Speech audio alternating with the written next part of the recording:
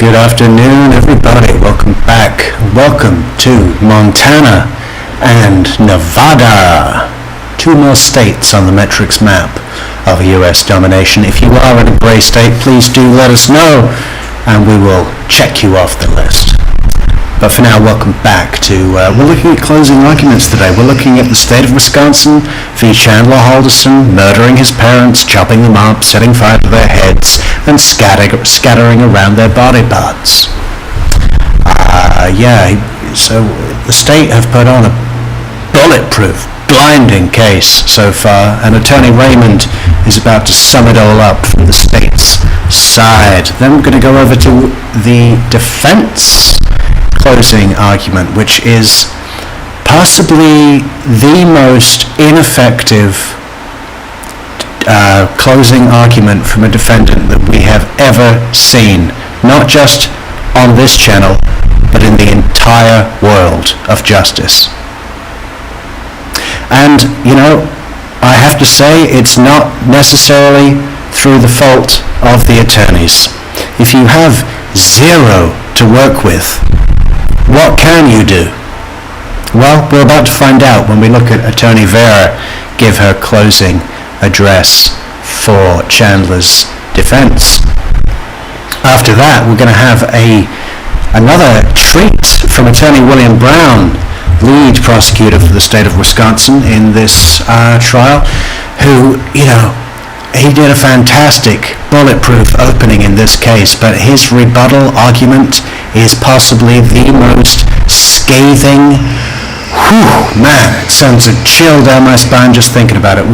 But for now, we've got a lot of slides to get through. There's a lot of information to cover in the case. Attorney Raymond does a fantastic job at going over the case facts, and that's what we're going to look at right now. Welcome everybody in the chat for this early morning, early bird special, Metrix morning special.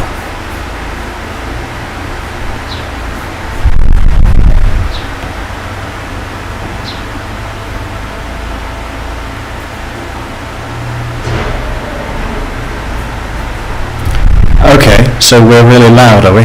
Shit. Yeah, that happened the other day, remember? Sorry. How's that? Is that good? Is that about right? Yeah, I think minus 10 decibels is about right. I think we're good now. Thank you, everybody, for letting us know. Sorry, I should have checked that. Good morning. I always start my closing arguments in the same way. And it's simply this. If any of the attorneys, either throughout the trial or during closings today, from either side, myself, Mr. Brown, or the defense, misstate a fact or evidence, you should go with your collective memories. You guys are the jury. We've sat with this case for months, had meetings about it, talked about it, read things about it, and sometimes, not intentionally, but sometimes people, you know, misremember something or think of one thing they read. So please use your collective memories as jurors to determine what you heard and what you saw. Additionally, it should be the written law that the judge just read and that you will get a copy of that should determine how you process and think of the law. For years, I've listened to attorneys where prosecutors have basically belittled the burden of proof and where the defense has built it up to be something that can never be overcome. Okay, so where prosecutors have belittled the burden of proof beyond a reasonable doubt, the burden laying on the state, and that defense attorneys have built it up to be something huge that it isn't, right? Which is so funny, because when we get to the defense closing argument, that is exactly what they're going to try to do. Or could only be overcome by video. Neither of those things are true. You should look at the written law and follow the written law. Second thing I want to say is I want to apologize for all the graphic photos that you folks had to look at the last 3 weeks. I'm sorry I had to show them to you, but we had to. They were part of a crime, And because of the charges and what we have to prove beyond a reasonable doubt, it was necessary for you to look at some of those photos. I will promise, though, today I will not be showing you those anymore. There will be. It's tactics like that that make this prosecution team so good. What has she just done there? She has reminded the jury quite effectively about seeing those graphic, horrific photos.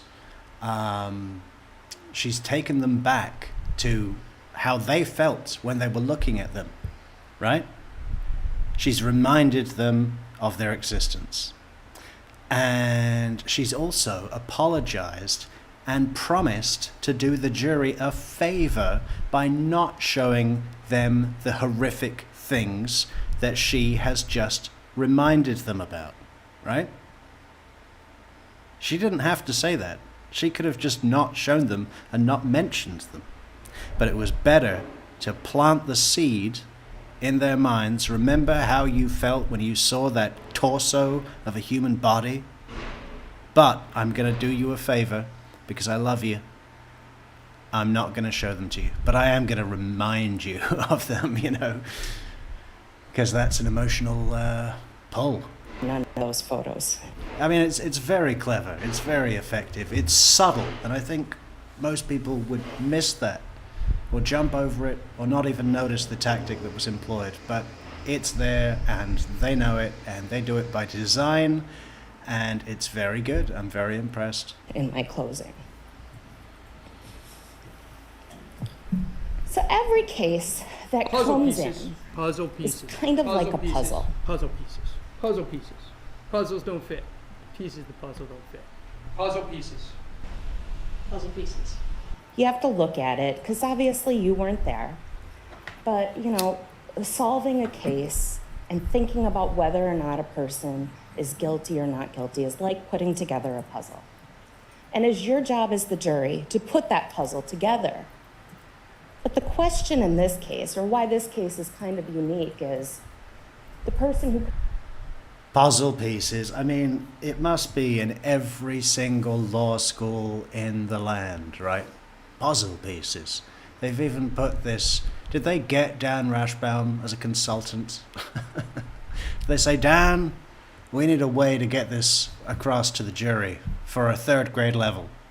Can you help us do a closing argument at a third grade level? The crime.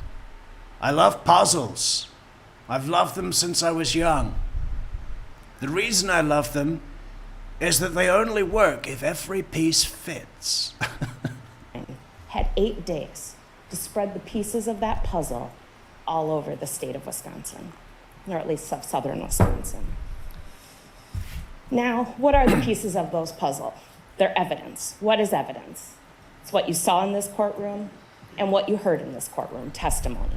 People sitting on the witness stand and telling you What you saw in this courtroom, like all the body parts that I'm not going to show you because I love you, but I'm going to remind you about at every chance I get. What they knew. Before we start off going through that evidence, I want to remind you of the background of the events before July 1st of 2021.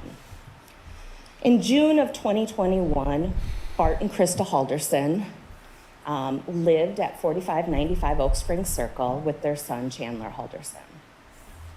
And at that time, in June, they thought that their son had an internship with American Family, although there was problems with the payment. He hadn't been working there about 6-7 months, hadn't been paid yet. They thought their son was attending MATC, that he had already earned a solar certificate there, and that he was enrolled in the IT program and was one class away from graduating. They also thought that he was going to soon be going to a job in Titusville, Florida at SpaceX. Now, things became a little suspicious to the father, Bart Halderson, who's an accountant. He's wondering, why is a Fortune 500 company not paying my son when he's working there? And for over a year, he was talking to various people at Madison College or MATC about why he hadn't gotten his son's transcripts, why they couldn't get a meeting, he hadn't received his solar certificate. He had been emailing with these 3 people, Aaron Hoover, Daniel Spieth, and Alyssa Brandt, and been communicating with them. This all kind of comes to a crescendo or to a head the day before Bart is murdered. And on that day, he has a phone call with Omar Job. He starts off this phone call, you can just tell in his voice, he's angry, because he thinks this college has been giving him and his son the runaround for about a year. They're not doing their job. And so he's kind of aggressive at the beginning of this call. You don't really like him until you know the whole story. And he learns during this call that his son has never earned a solar certificate, that his son is not enrolled in the IT program, that his son owes the college over $1,000, and that Alyssa Brandt, Aaron Hoover, and Daniel Spieth have never worked for Madison College.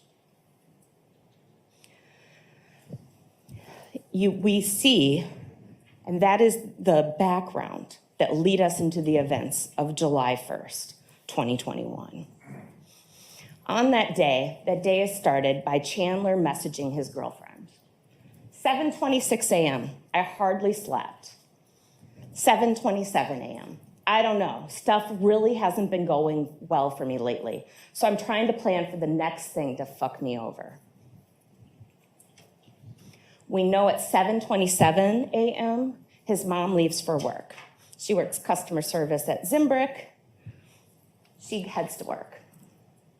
We then know at 7:51 a.m., Chandler messages his girlfriend, yeah, I had a great future planned, and it's falling apart. Now, what does he know at this point? His dad does send him a text message the day before saying, I spoke to Omar Job. I honestly don't know if that meant anything to Chandler or not. But things are coming to a crescendo. And what we do know is he texts his girlfriend at 1:04 p.m. I overheard that they may go to the cabin with their friends, and I don't know. But I don't know. We also know that on Bart's work calendar, he has a meeting with Chandler and MATC. I don't know if Bart confronted him the night before. I don't know if Bart was going to see how long this ruse or how elaborate this ruse was going to get. But this topic was going to be discussed, and there would be a coming to terms. We know that at 2:10 p.m., Let's just pause and think about what that would have been like, okay? So, there was a meeting set up on the day of the murders, at MATC, where Chandler would attend and Bart would attend. Now, I don't think there's actually any chance of Chandler going to that meeting and letting this come out. You know, I mean, what's he going to do? Like Casey Anthony walking into Universal? Yeah, let's go through to my office. So let's assume that there would have been no meeting at MATC. But what would have happened? Bart would have said, listen, I phoned the college and I acted like I was you, and I gave them your information to get past the security, and I asked for your transcripts, your degree verification. They told me that you weren't enrolled and hadn't been since 2020. So, you know, I also checked if the people that were on those emails that you've been showing me from MATC, whether they worked there or they were anywhere on record on campus, the full campus record. They don't exist. So it looks like, Chandler, that you dropped out of college a year and a half ago. And if you dropped out of college a year and a half ago, you don't have an internship. And now I've realized that all of that story you've been telling me about why you're not getting paid is false. You're not getting paid because you didn't have a job. It just makes me wonder if there was anything else to tack onto this that we don't know about. Like, had he been stealing money from them or something, you know? Because I know that we make light of Kat paying for everything and all that sort of stuff, but I mean, could she really pay for everything? She's only getting paid the amount of money that a 20-year-old girl working in a pharmacy would get, which wouldn't be much, right? Is that enough to pay for a full living times two? Okay, he eats at home, he eats everything in the fridge and so on, but... And I guess we'll never really know whether any of that conversation happened with Chandler, or if he just jumped the shark and killed Bart before it happened. But the point is that in that one call to MATC, the whole house of cards, the whole Jenga tower came crashing down. It affected everything. It affected American Family. It affected SpaceX. There's no way that you have a job with fucking Elon Musk if you don't even have a degree and you're a high school graduate. That's it. They probably would have worked out his fall as well. You know, what about that fall, that neck brace where you came out? If you've discovered that he's that much of a liar that goes into such depths, the type of story that he was pitching about the results of his neck injury, you'd quite quickly see that and go, okay. Well, at the time, we felt a bit of sympathy and just wanted to help you out. But now that we know that you're a bona fide schmuck liar, that's starting to look real fishy. Was there ever even a neck brace, you know? Was there ever even a fall? Or did you just kick a cardboard box and lie on the ground like a pussy? Yeah, the whole thing, you know. And I think...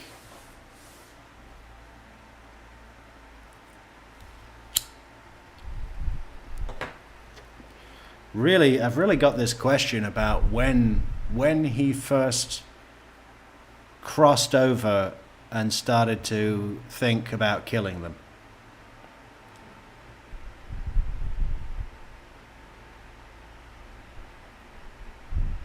We'll just have to keep our eyes open. Chandler, I'm ready whenever you are. What happened next? Well, we have to look at the evidence. There's a spent shell casing in the...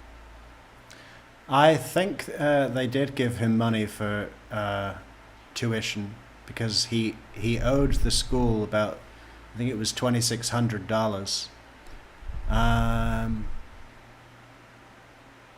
I assume that they would have been covering that. I mean, they seem absolutely like the kind of parents that would, you know. I mean, Bart was had certain investments that were isolated, money put away for both of the boys' future, even on their journey into adulthood, for things like a deposit on a house and so on, you know. I mean, the parents were very supportive and, you know, it's often drawn upon about how careful Bart was with money, you know, planning the whole year, going to Costco and getting everything for the year, you know, I mean, but I think he was like that so that he was able to put that money into good places, mainly for the support of the boys and his house renovations finally, right?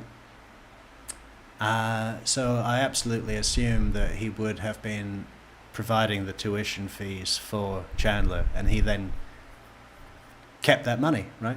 Because he owed it to the school. Basement of the home. There's a bullet fragment. Noticeable. Oops. Sorry. No. Look at this. I mean, he didn't even get the bullet fragment up. Oh my God. There's also one embedded in the wall, you know? I mean, just imagine in some crazy fantasy world where he managed to clean up the blood so that it wouldn't show up on luminol testing or whatever. Chandler, there's a bullet in the wall that has probably gone through your dad. It's going to have his DNA, you know? Noticeable reddish-brown staining also tests positive for Bart's DNA. That's the bullet that went through and through Bart. The spent casing, and that casing tested positive as being shot from the rifle that belonged to Chandler. We know that Chandler got this rifle about 2 weeks prior, and it was found. Just a word on this PowerPoint. It's possibly the most comprehensive closing argument set of PowerPoint slides I've ever seen, which really speaks to the quality of all involved in this. Law enforcement gathering the evidence, cataloging everything, making things link up. I mean, that gun wasn't found until October, you know, when the house would have been fully cleared, search, everything found, and, you know, they still hook it back. It's very good to everybody involved. In the barn on Irwin Road. We know that he got it from his friend Smith, and he was given a bunch of ammo. And I've said this before, but I can't stand this vertical profile driver's license thing. How many states do that? I don't like it. We also see evidence in the basement of a divot from Ricochet, a fresh divot. Also, blood. A quadrillion times more likely to be Bart than any other unknown person. Look at that number. More blood. And we know that Chandler texted his mom this. Dad's And get soda on your way home. I have an extra hour of work. phone died. Text or call me. Remember, Dad's phone had a charger right there on the desk. You can plug your phone in and within 10 seconds send a text message. I think here there's a half-truth. Dad's dead. Dad died. Oh, and get me soda on your way home. I have an extra hour of work. We know Chandler didn't have a job. He's stalling. Get his mom to take more time. Okay, I can, she says, smiley face. We know that she returns to the house at 5:12 p.m. We also know that her blood is found in the basement as well. And at 5:11 p.m., Chandler starts writing the following note. Weekend chores, H2O2 and lemon. So that's hydrogen peroxide, which cleans up blood, and lemon, which is a deodorizer. Door handles, move your shit upstairs, get a job. Interesting, if he would have just gotten a job, he wouldn't have had to do the prior 3. And clean the floor. That came back in a search warrant for his Google account. We also know at 7:49 p.m., he's in the shower FaceTiming his girlfriend. So he cleans up. He then departs at 8:16 that night. And this goddamn picture of him in the shower. He buys 20 pounds of ice. He arrives back home at 8:29. There. Just, what is this about? Is he showing her his beard? Is that what that is?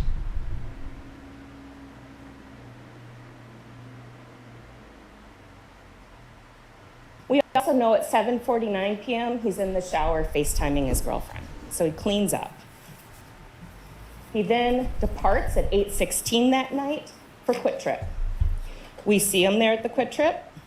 There's the Volvo, there he is. He buys 20 pounds of ice.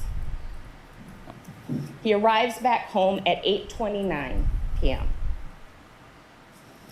Then we know that somewhere between 8:30 and 9:30, the neighbor, Steve Greiber, smells a weird burning, a pungent burning that he describes like a pig roast. And you heard testimony from Fire Inspector Bill Boswell that unfortunately in his line of work, he's come across many burned bodies, human bodies, and that they do in fact smell like a pig roast. Yeah, this is the other thing, right? He thinks, well, I'll kill them in the house, and then I'll have to dispose of as much of their remains as I can, so I'm not seen carrying out, large bags of bodies, and completely ignorant to the fact that it is going to fill the neighborhood not only with the smell of wood smoke, that everybody recognizes, then that everybody knows, as soon as November comes around and you start to smell that nice smell of wood burning fire in the neighborhood somewhere, right? Everybody knows what that smells like and how noticeable it is. And if he'd have killed them in November, that would be one thing, right? But he's killing them on the hottest week of the year, when the smell of a wood-burning fire would obviously be out of place. Coupled with the pungent burning smell, as Steve Greiber called it, which is like, if you burn different stuff, it smells different. Leaves and wood smell different.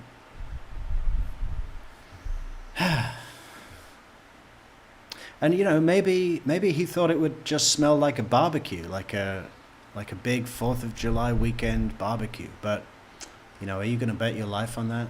Because you don't normally barbecue human brains and eyeballs and bones and blood and just all of the different chemical elements that must be involved in a human body. You could pretty safely assume that is going to be an odd smell, right? That you are sending up the chimney for hours and hours and hours. And even if he thought, well, I'll just do it in the middle of the night, I'd bet that you could still notice it the next day, even after the fire's gone out.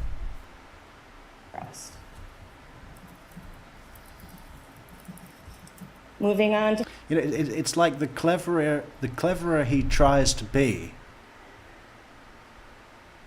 those are his biggest fuck-ups. When he's trying to do something like to outsmart, to not cause evidence. Those are the biggest clues to his actions. Friday, July 2nd. We know throughout that night, and I'm not re-showing this video, but there's hours of this video. We know that we see burn. And this is amazing. This is such a key piece of evidence. And look how far this is away. I think this is even across the pond, at the back garden that they have this little... So it's like a small lake. It's not even like a pond. It's pretty big. A body of water. And obviously the camera is too far away to identify anything. But all it needed to identify here was the constant flickering light from a fire. And then, at a certain time, the big flash of the explosion, right? And this is from a camera really far away. If he'd have considered, well, what about doorbell cams, you know? I mean, we don't want to get caught on doorbell cams. He's not even going to think about the house across the pond at the back, you know, I don't know how far away, but it managed to get this real key piece of evidence. In the fireplace and the garage light go on and off.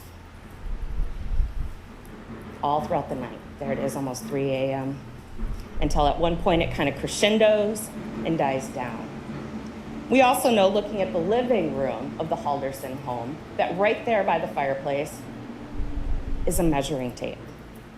Folks, he measured the parts of the body to see if they were small enough to fit into the fireplace. And a fan, add oxygen to that fire, make it burn a little bit hotter. We know that it burned hot enough that it damaged the fireplace. The door shattered, the paint is visible. Yeah, I'll say, look at it. I mean, oh my God. His big thing was, okay, the glass is broken, so I've got to come up with an excuse about the glass. Okay, so I was throwing the ball and my dog, my tiny, like, 2-kilo dog, 4-pound dog, ran into the tempered glass and smashed it. I think you could get a pit bull charging full tilt at that glass, and you know I don't think dogs typically run into things. I did see Soap smack her body into a lamppost once. That was funny. Chasing a cat.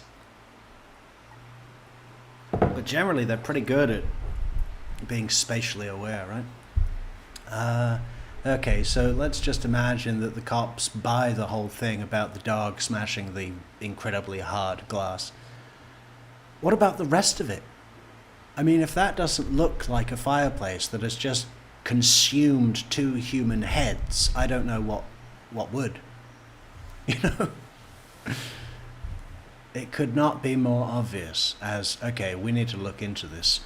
Crime scene tape around this fireplace. This is a key piece of evidence. Peeling and bubbling. We also know that there's blood evidence. Evidence of cleanup from the luminol photos, as well as droplets of blood.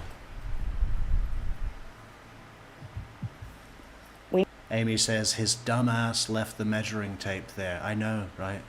And that's the other thing that is so forms such a part of his downfall, is that he has just got this inherently lazy attitude towards everything. If you were even attempting to get away with something like this, you got to be surgical.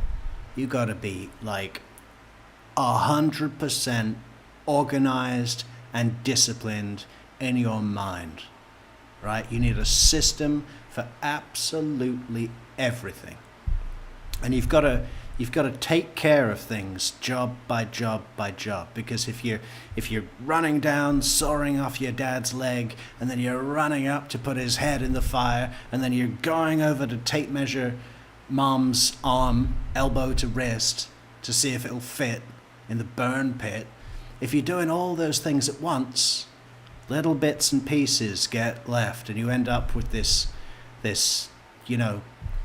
mountain of tasks to do and to take care of, and then you can't remember anything, and it's just, he is not, you need like military discipline to approach a job like this, right? Surgical.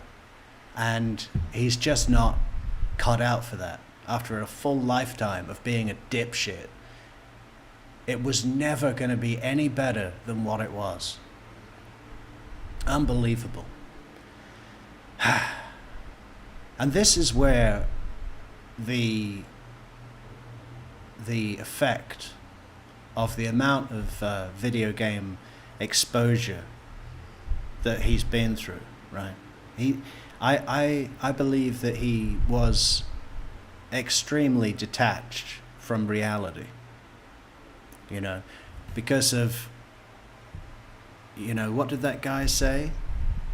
If you're spending 15 hours a day looking at the video game, and you're only spending 3 hours a day looking at the real world, over time,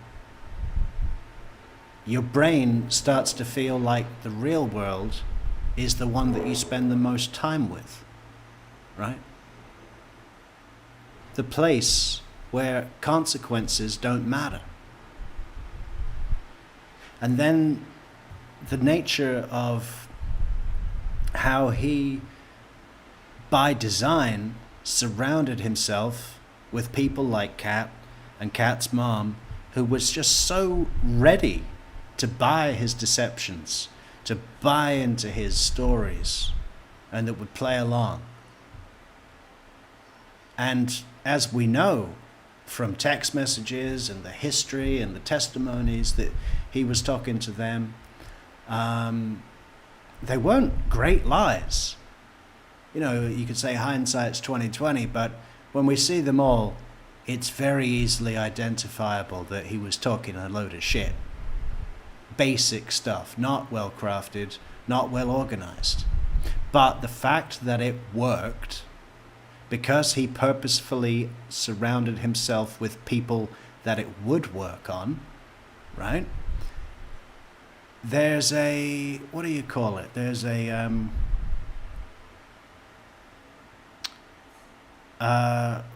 tolerance build up. There's a tolerance about how effectively he believes that he can pull off a story, right?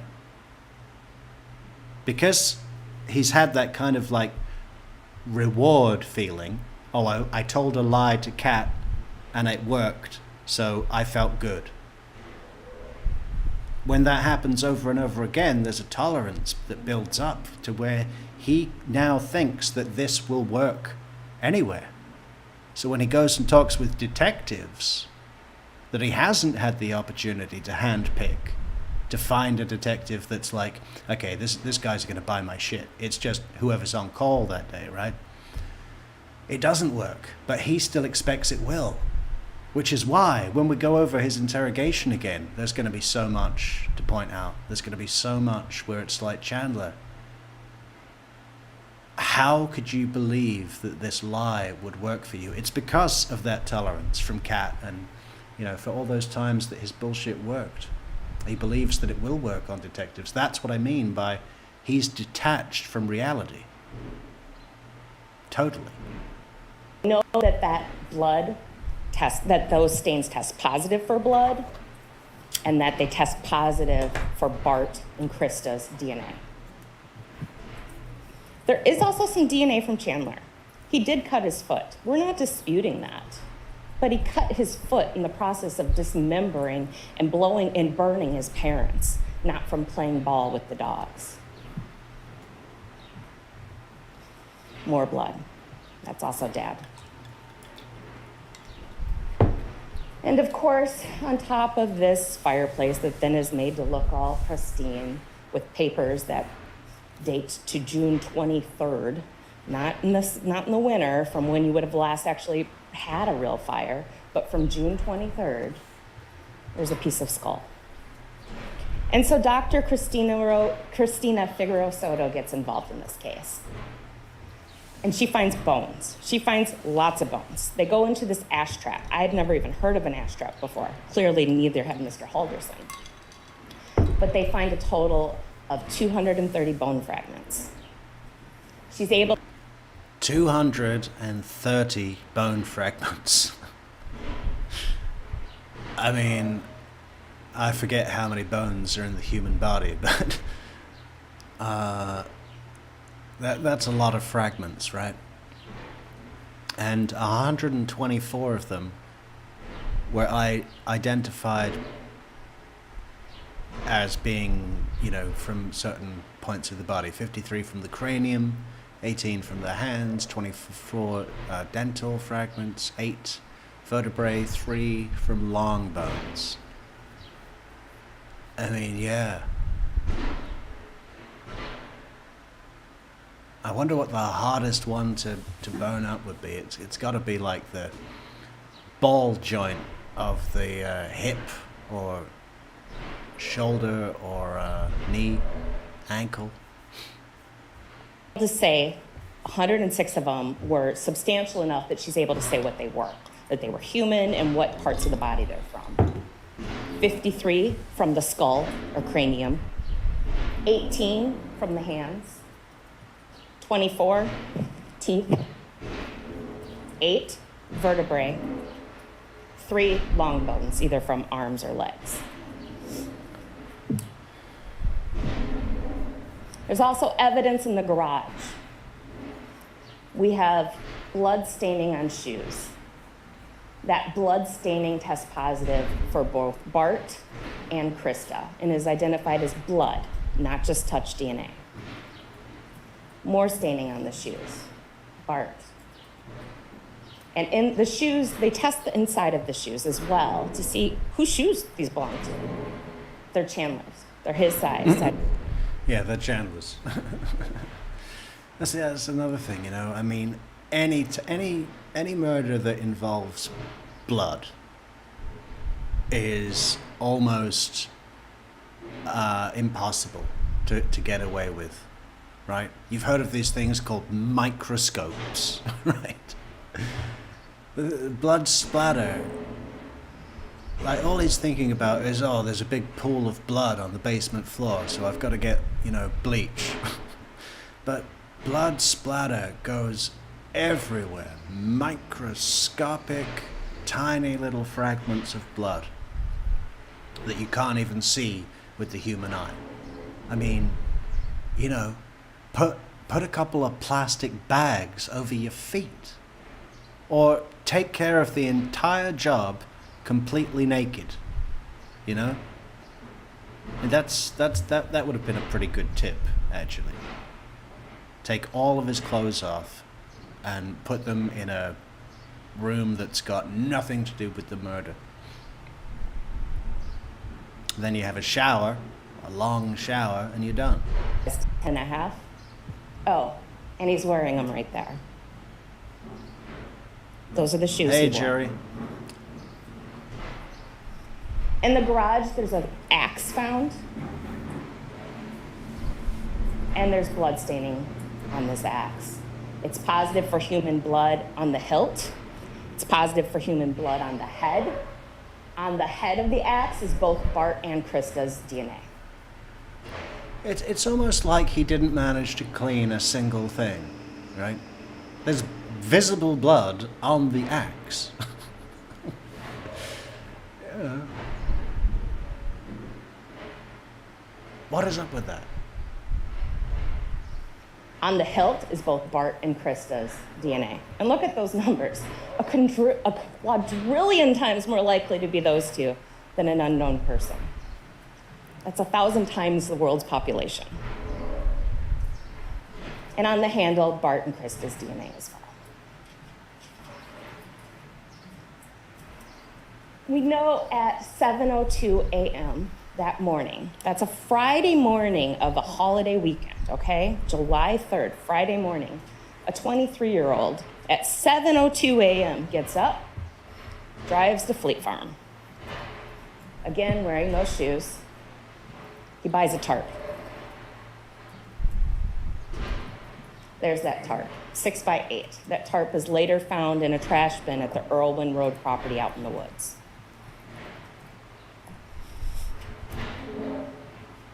He returns home at 7:31. And we see the following, throughout the day, we see the following text messages between him and his girlfriend. We're set for this. We just need ice. And now hydrogen peroxide, because I stepped on glass. Later, there's more talk, whether she will come or not. But if your mom has an extra bottle, that'd be great. And a Swiffer wet jet. Okay, I do and there's more talk about whether or not Kat will be there and what time. And Chandler responds, okay, I do kind of need the Swiffer and the peroxide and stuff.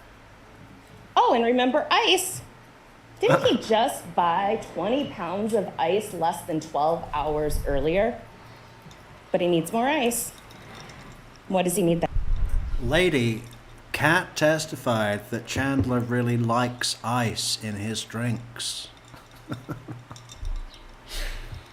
That ice for? Well, the fireplace broke. You know, there's a freezer. He bought lots of ice, and that freezer tested positive for human blood. I hope this got thrown away. You know. Parts of his mom and his dad were put in that freezer. I mean, can you imagine, like, if you took a leg of lamb, right, and you put it on a household fireplace, how long do you think that would take to burn away to nothing? A ridiculously long amount of time.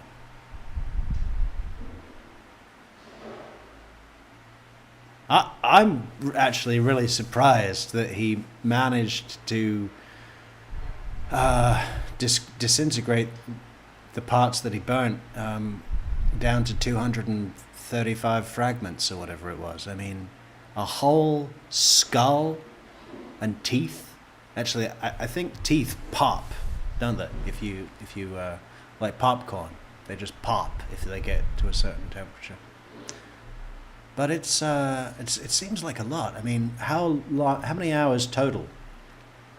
At 7:21 or whatever, he was at Fleet Farm in the morning on the Friday. And I don't think he started the fire until pretty late. I mean, that cop testified that he smelt pork at some point, so, you know, probably wasn't as late as, say, midnight. And let's be kind and say that it was 8 hours total burn time. From 10 o'clock at night until 6 in the morning. And, I mean, I'm really surprised that he managed to get rid of 2 skulls and the rest of it. I mean, we saw the diagram of the skeleton of all the different bones that were found in the ash trap. There's quite a few. I think we should do a test. We should do a Metrix test with a leg of lamb and see how long it takes to burn away to nothing. Yeah, help support the Metrix test, the lamb leg test, by buying us a coffee on buymeacoffee.com/truecrimemetrics, or send us a super chat. That is so kind of you guys. We know that night on the 2nd, one of Krista's coworkers, Daniel Croninger, came to the house. He had heard that day that Krista no-called and no-showed for work, and that is not the Krista he knew. She had worked there for several years, had never done that before, just not the type of person she was. I mean, of course, I never met her, but she seems a little type A. Like, she liked things to be in order, liked things to be a certain way, and was responsible. So he comes over, and Chandler begins to tell the tale of, yeah, they went up to the cabin, they left this morning with some mystery couple. You know, she probably just forgot to take off, even though her boss testified that she would often take off a year in advance and get the dates right, and had dates planned out in the future. But Daniel seems to be somewhat satisfied with that. Here's the problem. Krista's phone is responding to towers in her house. She didn't go anywhere. She never left that house. There are cameras on every side of that house. We know when Krista went in, and we never see her leave. This is not a whodunit, folks. That house is surrounded by cameras. We know who came and left. And we know that her phone was found in a shoe, hidden under a shelf, behind other shoes, wrapped in tinfoil, wrapped in a paper towel.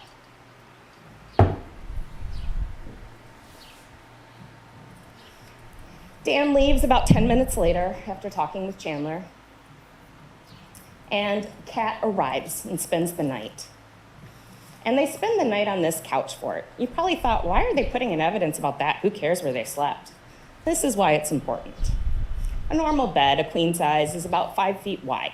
2 people can sleep there really comfortably and, for the most part, not disturb one another unless you're a rather light sleeper. But Chandler has a problem. He has body parts in the basement of his home, in the freezer. What if Kat gets a hankering for some ice cream and goes in there like she had before? He needs to be able to control her that night. He needs to be able to know if she wakes up and where she goes if she does. So he builds this, a thing that has walls where you really can't get in and out of it gracefully. What do you think that would have been like, huh? I mean, not only are you bringing in a witness, a potential witness, I mean, if she saw anything, you're bringing her into the scene where you've been up all night burning your parents' heads. So, and the rest of their corpses are chopped up in the fucking freezer in the basement. And you're gonna be trying to act like nothing's up.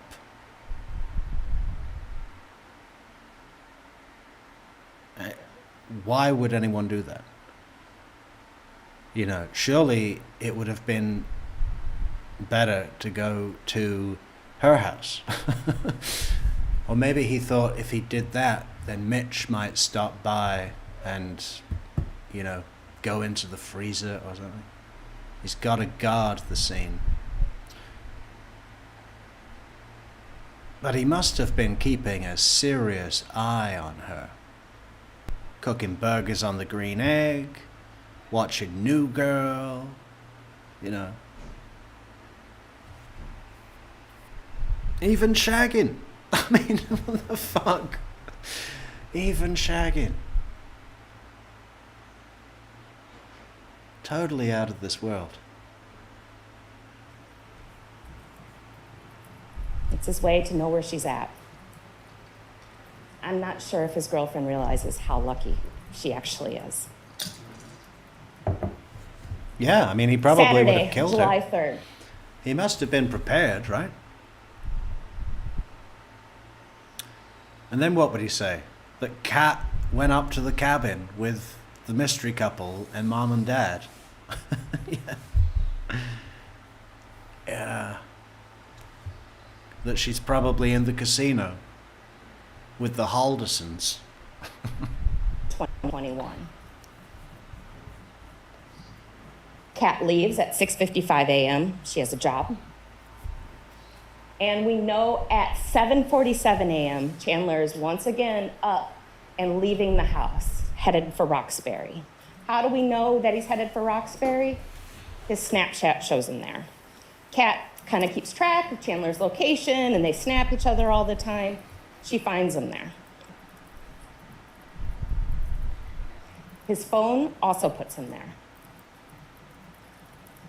And he's quite close to where the remains were found. We also know that is an area he frequented. So that was the Snapchat location, right? The Wisconsin River. That's a picture of him about a year before, standing there with a knife. And that white tent in the background, that's where they found Mom's legs. Dr. Rogalska performed the autopsy of the legs. And there's only certain things she can tell us from the limited amount of human body remaining that she was able to do an autopsy of. She can say that Krista Halderson... Don't you think it's amazing that these autopsy doctors,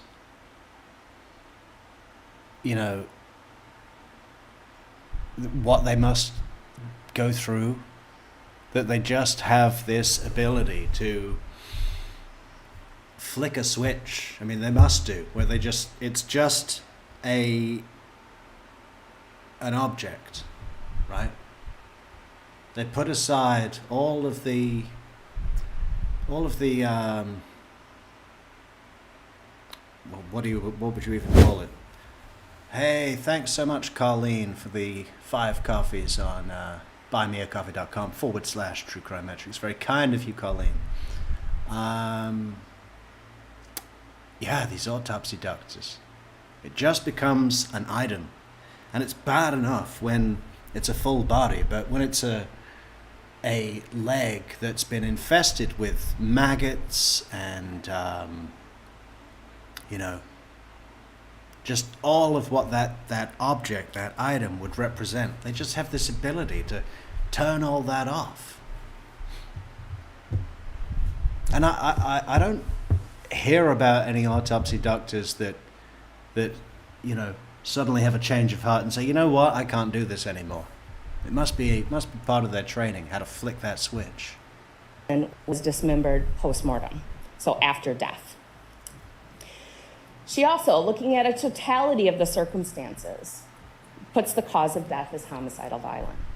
Oh, Chandler was so hoping for inconclusive. Homicidal violence, they got me. Ladies and gentlemen, I cannot tell you if Krista was shot, strangled, stabbed, or something else. I can't. What I can tell you is we have 5 bullets missing from a magazine, and we know that Bart Halderson was shot 2 or 3 times. So there are 2 missing bullets, but I don't know if she was shot. What I do know is she...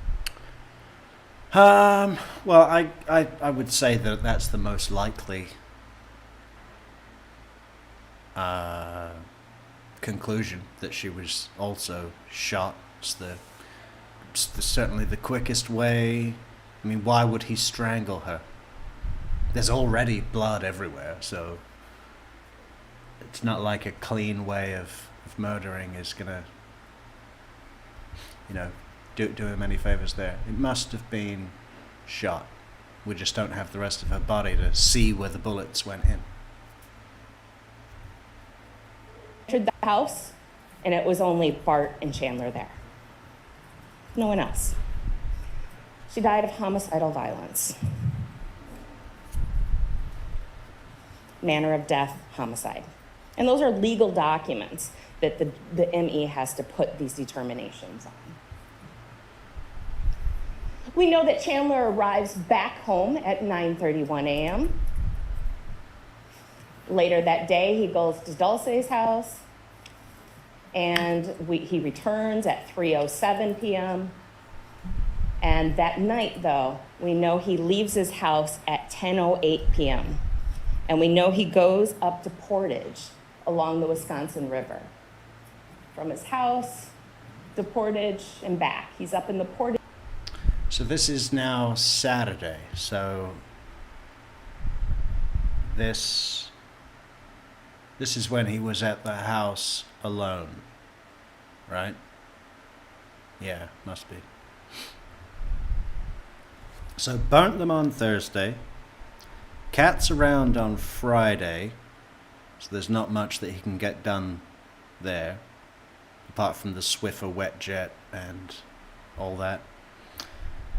Then Saturday, I can't remember what happened.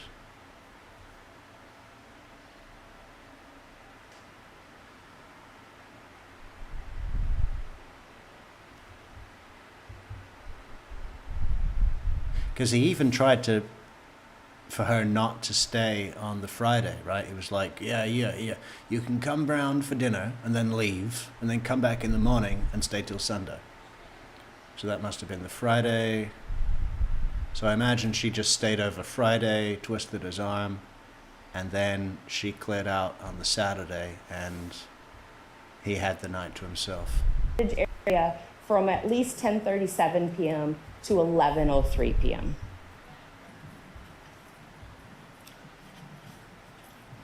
Portage is along the Wisconsin River.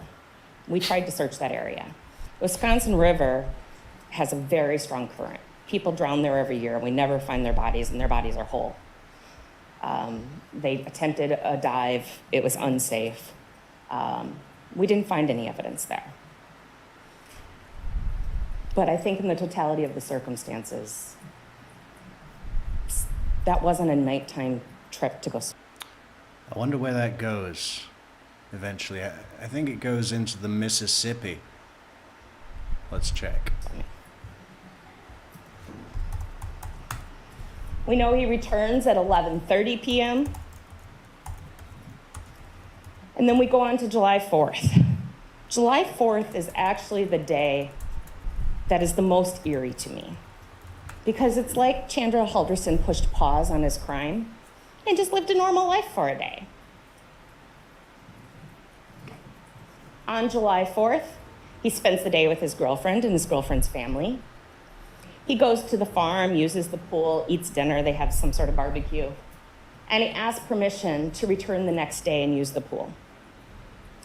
On that day, he does do one thing concerning his crime. Oh, and then he goes to fireworks that night at Dan Croninger's house. He does send this text message that he says tells everyone is from his mom. And it is made from mom's phone, that again is in the house, in shoes, hiding in the garage. Made it safely. Can't get anything through, and yes, it's packed. Going to White Lake today for the parade. We'll be home Monday night or Tuesday early. Love you lots. Mom ended a lot of her text messages to Chandler. Love you lots.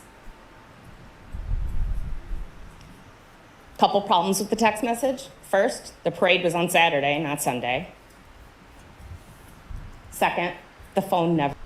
Yeah, it joins the Mississippi and the Iowa border. I mean, she could have gone all the way to New Orleans. Probably unlikely. But it does go all the way. How about that? Leave Windsor, Wisconsin. Monday, July 5th. We know that Kat had stayed over the night before, and she leaves at 7:47. We know that that day is supposedly Chandler's big doctor appointment at 2 p.m. We know that it's at a UW clinic on Park Street because there's conversation between Kat and Chandler about her potentially taking him, trying to get off of work, and she actually Googles the directions. Here's his text messages to her. Made it a bit ago and checked in. This is at 2:09. Just need you to know because I have horrible reception. 2:22. No connection to even load Snapchat. 2:24. And no Wi-Fi. 2:24. What UW clinic doesn't have Wi-Fi? Yeah, I mean, what if your excuse and plan to get away with murder is to pretend that you don't have a connection when you're in fucking Madison, Wisconsin, you're not doing well at all. They took an X-ray and CT scan. Nothing bad on the X-ray. CT scan, hun. They haven't determined anything, but with my legs, like they were, and all, I gotta wait to hear what they determined. Chandler never went to any doctor's appointment.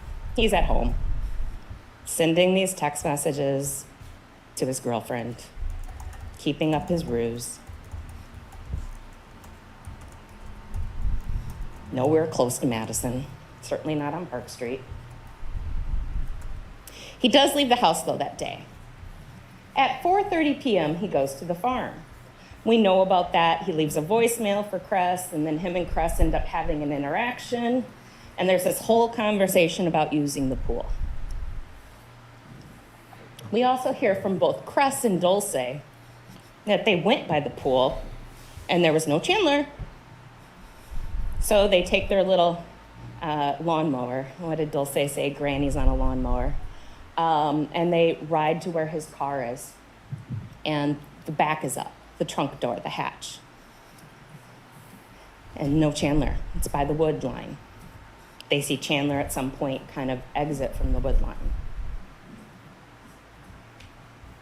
And indeed, his phone does have him there. And Cress is concerned enough. She thinks something's happening. I don't think she thought this, but she thought something was happening.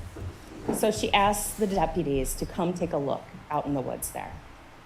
So Brent Baverstock comes. He sees turkey vultures. He knows what he's about to find. He probably thinks he's going to find a whole body, but he knows what he's about to find. And there was Bart Halderson's torso. Dr. Breslauer did the autopsy of Bart's torso. She said he had at least 2 gunshot wounds, possibly 3. She couldn't tell because some of the deterioration of the muscle, whether or not it was like 1 wound tract or 2. So at least 2, but maybe 3. That he was shot in the back at least twice. That there was bullet material located in his body, and that 1 shot was a contact wound. The muzzle of the gun was touching his skin on the back. This wasn't a, oops, the gun went off. This is a, got you. You're dead.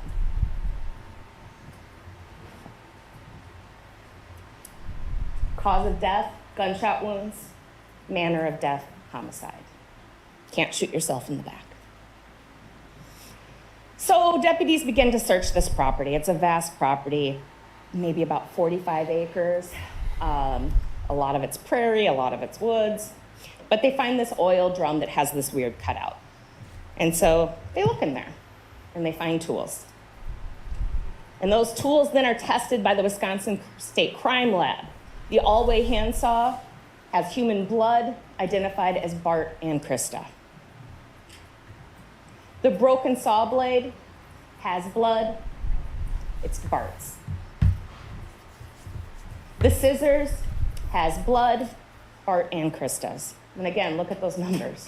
1,000 times the world's population. There's also some pruning shears. And those things, I mean, maybe not the pruning shears, but, you know, kitchen scissors, you can get rid of that damn easy, you know. Like, just put it in some trash can, some public trash can. You're going around to the thrift store and everything. I mean, well, he didn't. He didn't. He was too tired to go to the thrift store.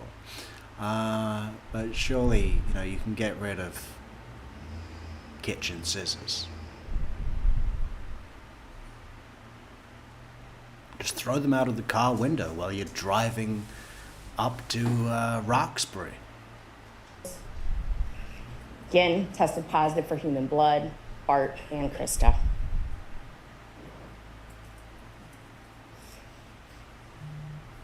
And the head had Bart. Some of these tools were then sent to Dr. Figueroa Soto. And she did a detailed analysis, and she sat and she talked a lot about, well, things I don't really understand. But here's the basics of what I understood and what her reports say. Is that this all-way saw has a certain number of teeth per inch, this broken handsaw has a certain number of teeth per inch. She can look microscopically at the wounds and tell us what tools are consistent with the markings that she saw. On Bart Halderson, his 4th cervical vertebrae is consistent with the broken handsaw. That's the tool that Chandler used to cut off his dad's head. And of course, that handsaw, or that blade, has DNA parts.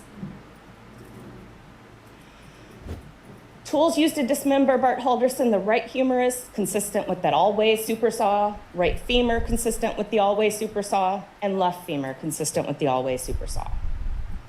That's that saw. Again, has Bart's DNA and blood.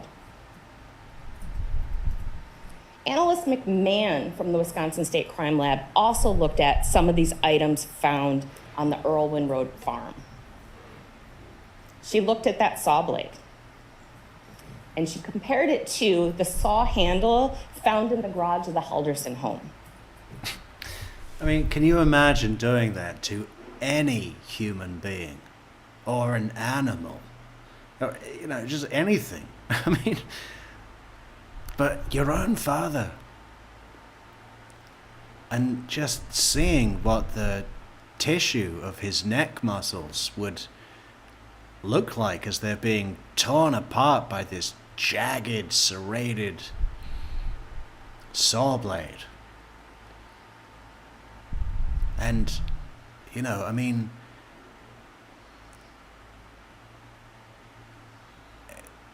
if you absolutely had to do it, it might be helpful to at least bag up his head.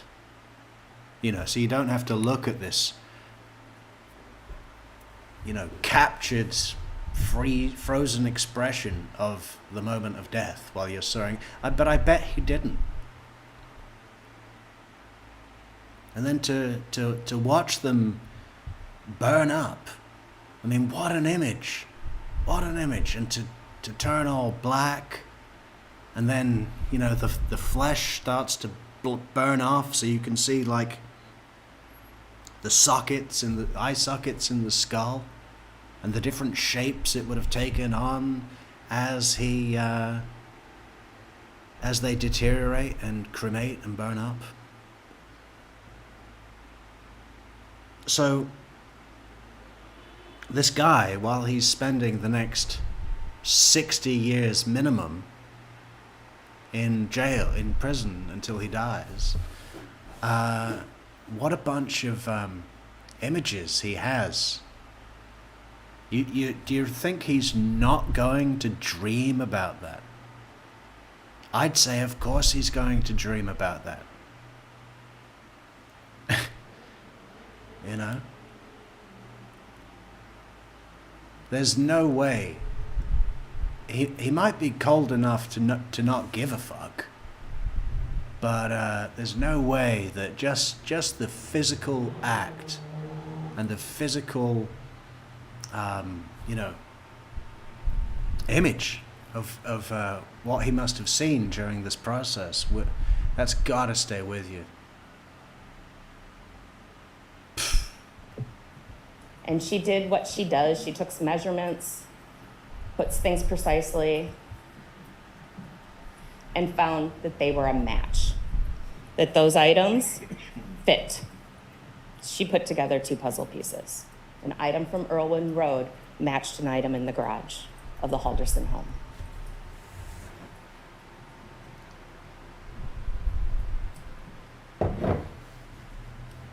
She also took a look at the tarp in the garbage can. And there's a couple links back to the house with this garbage can. There's an extra lid to a garbage can up in that room that was, I think, at one time a bathroom and that they were remodeling. And there's also a matching sort of container in the garage. Inside of that container found on the farm is a piece of yellow duct tape. That duct tape had blood. That was Bart Halderson's. On that tarp inside of that trash bin, there's more yellow tape. More yellow tape. And there's yellow duct tape found at the house. So Analyst McMahon pieced these together microscopically to see if they were a match. And she looked at them and found that they were all... Amy says, do you think he sat there and watched the heads burn? He must have done, right? The fire was, you know, he really needed to keep it at the maximum, beyond what was safe to leave unattended. And even with keeping an eye on it, it still blew up. I mean, he must have sat there and watched it.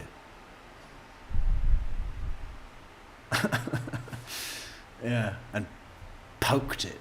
You know, stoked the fire. And he needed that thing burning at absolute beyond max, right? Beyond max. all one continuous piece of tape.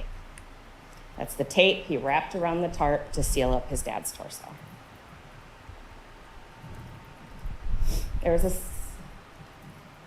That torso also had Bart and Krista's DNA on it and tested positive for blood. Analyst Matson looked at some various items from the farm as well. She looked at that same tarp and found a fingerprint from Chandler.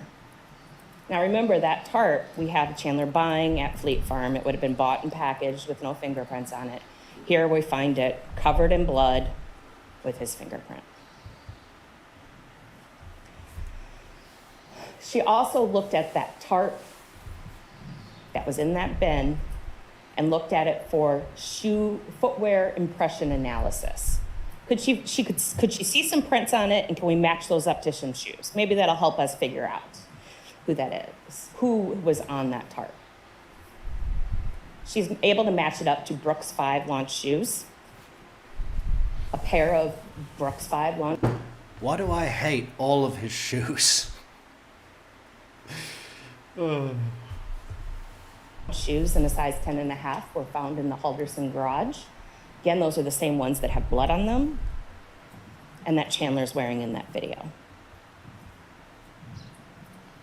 A second tarp was found in the barn. It is an older tarp. They tried to do footwear analysis on it, came back to a Ralph Polo shoe. We never found one of those. But again, that's an older tarp. We don't know if possibly it was before the homicides or after, or if there was a pair of shoes that were ditched somewhere. But that tarp, once again, is covered in blood that tests positive for both Bart and Krista. Now, you saw a picture of Bart working on that tarp. What you didn't see on that tarp was a bunch of blood stains, because they weren't there. This blood is from this crime.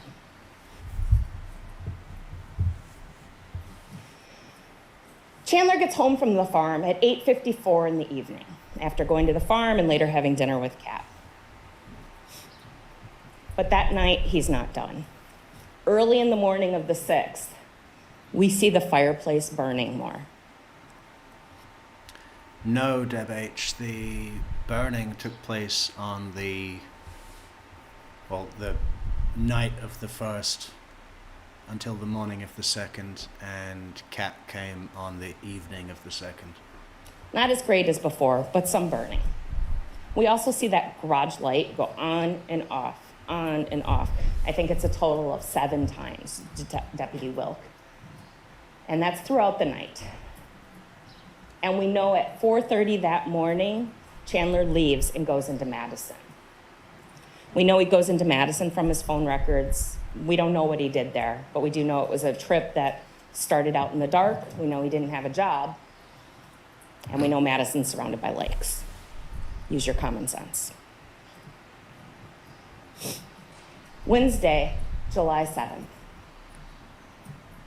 We know the Subaru departs at 9:36, and that Chandler goes to the farm.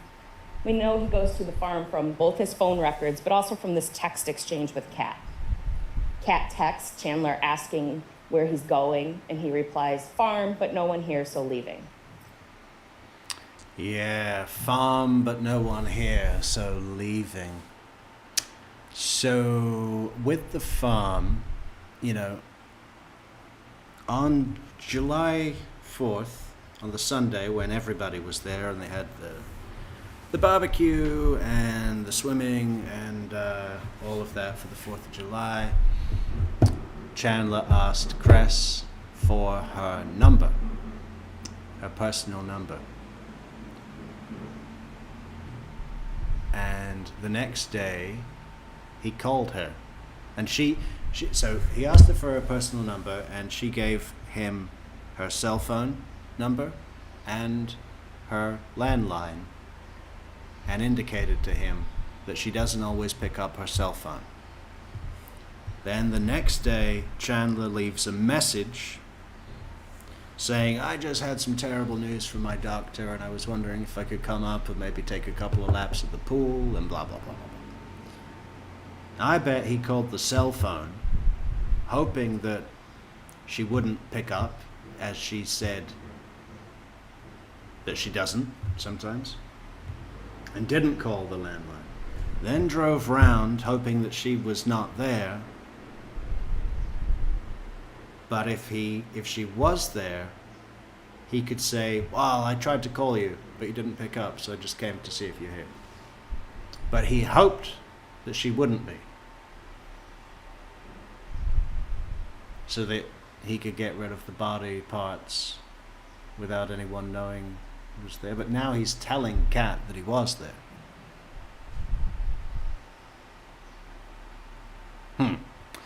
Maybe that doesn't work then.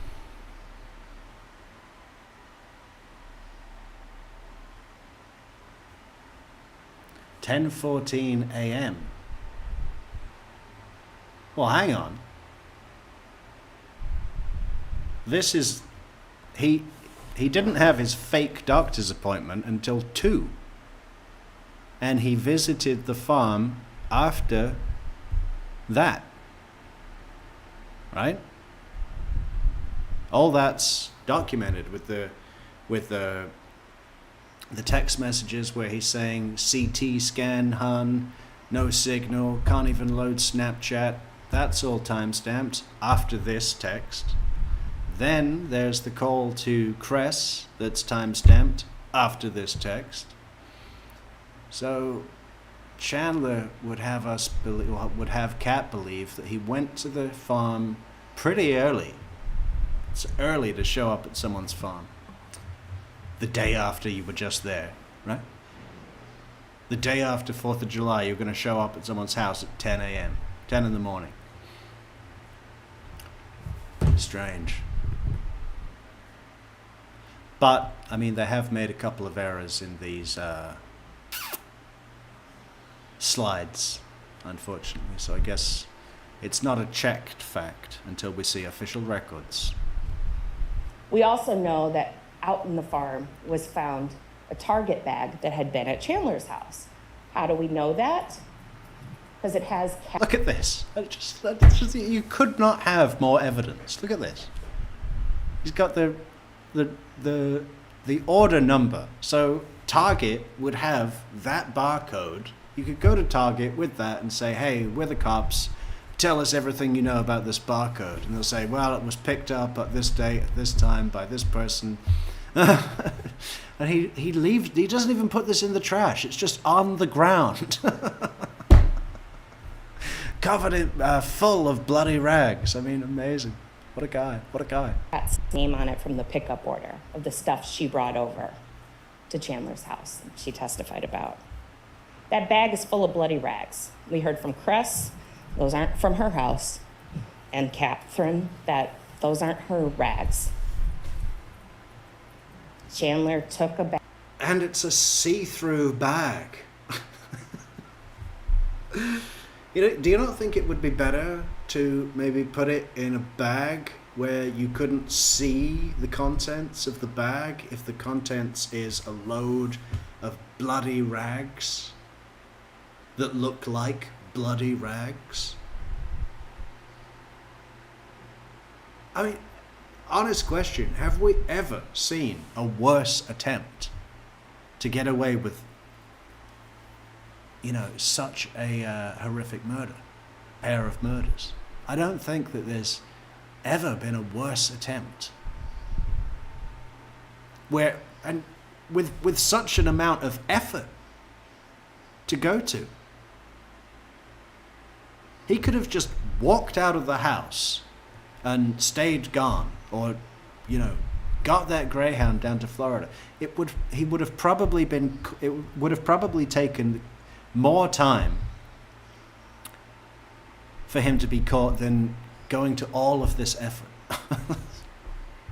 Bag full of bloody rags, disposed of it at the farm, and a bag with Kat's name on it.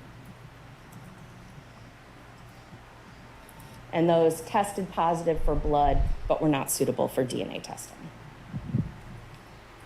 He comes back to his house after being at the farm, and he leaves, and he goes and reports his parents missing at the police department.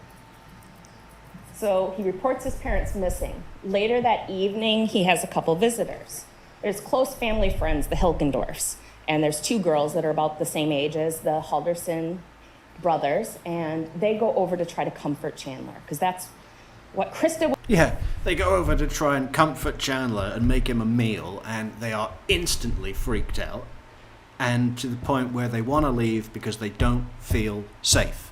when the detectives who are already there questioning him start to, say they're on their way, that they want to almost say, take us with you away from this dangerous man. Would want them to do, one of them testified. So that's what they were going to do. They go over there, and through a series of events, Chandler starts giving them legal advice about police cooperation. You don't have to turn your phone over to police. They don't have to image it. You can just take screenshots. And why is he telling that to them? I mean, I don't think there's any evidence that he's been communicating with the Hilgendorf twins all through this murder cleanup weekend. Why is it of any consequence to his situation for them to not hand over their phones or just take screenshots? I mean, if he said that to Catherine, you could see why, because they've been communicating all through this time, and there's a pattern. There's event verification through the evidence that Kat has on her phone. But with the Hilgendorf twins, I don't think there's any. I don't think there's any at all. text it to them. Your parents are allegedly missing. You just reported them to the police as missing. And you're encouraging people not to be fully cooperative with police?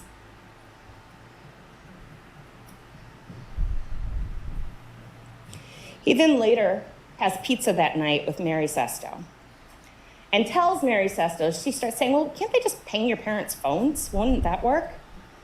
And he said, no, they can't ping a cell phone. She, disagrees with him. Yeah, you can. He's looked her in the eye, she testified, and coldly said, no, they can't. She was nervous enough of Chandler at that point that she testified that she put herself between the exit door and Chandler. She put herself between the exit door and Chandler. I think it would have been better to just grab him and kick him out of the exit door and lock him. And what is this about? Like, Chandler turns to her and coldly, directly says, no, they can't. They can't ping the cell phone.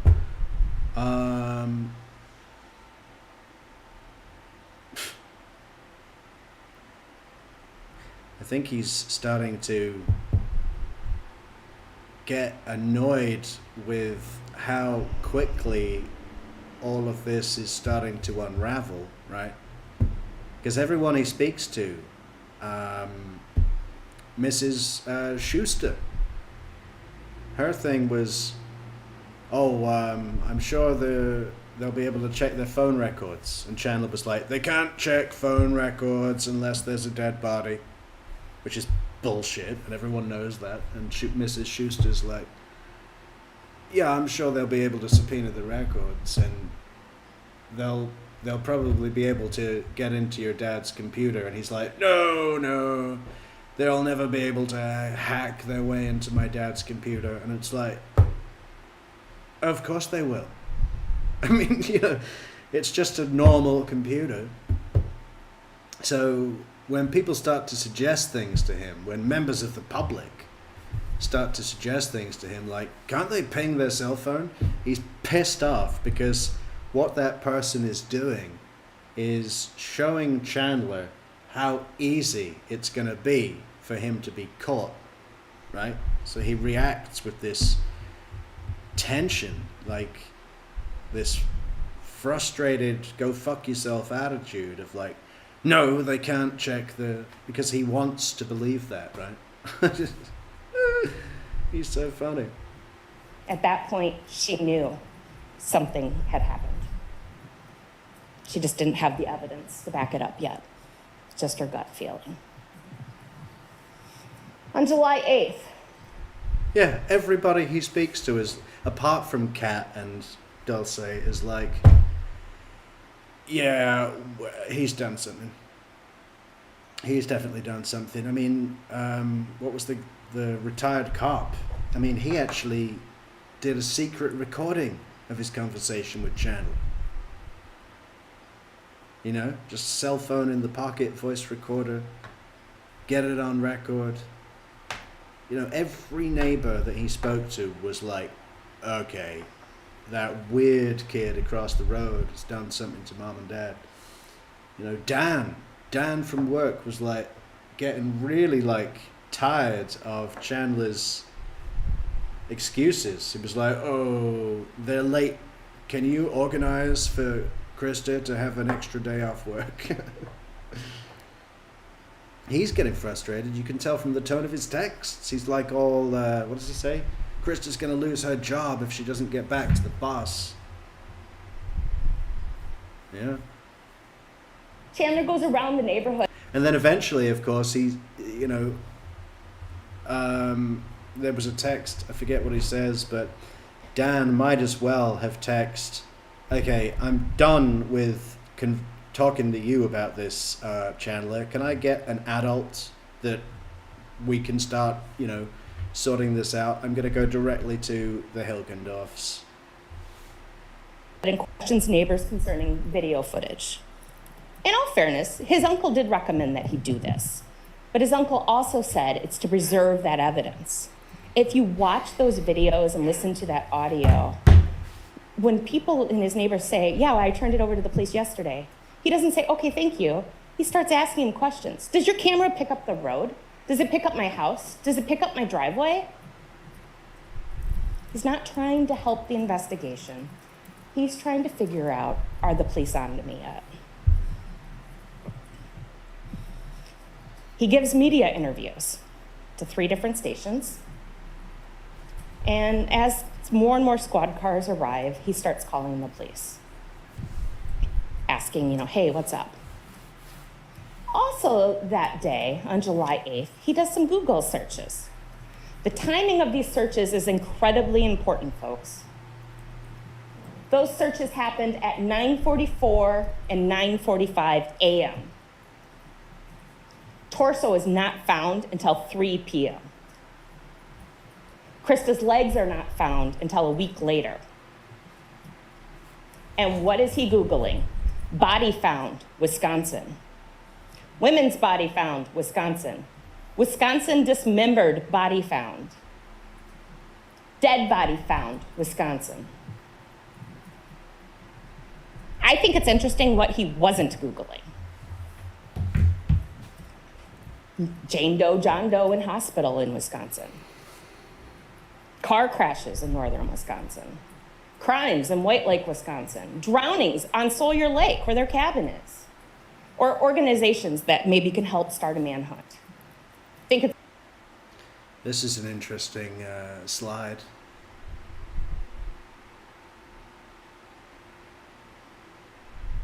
And kind of a good tip for future perpetrators. Here's what you should Google to be in line with a story.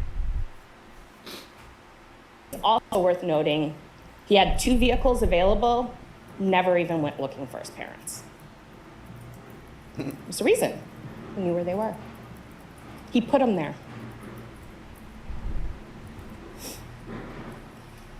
It's also worth noting that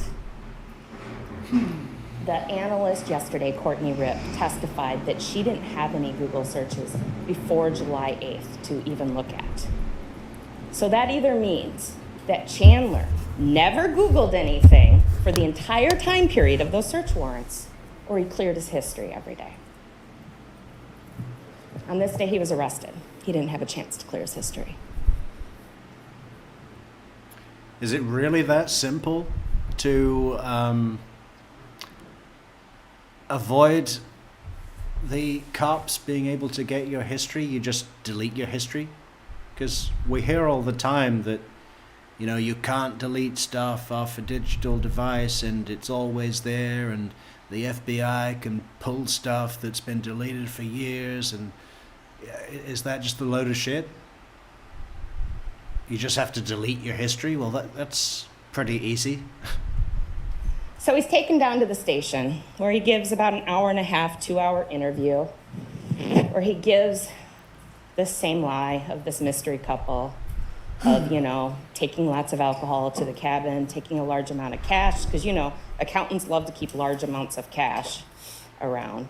And at some point, Detective Hendrickson is like, we know you're lying. We know your parents are no longer here. Why don't you tell us the truth? And at that point, Chandler's arrested.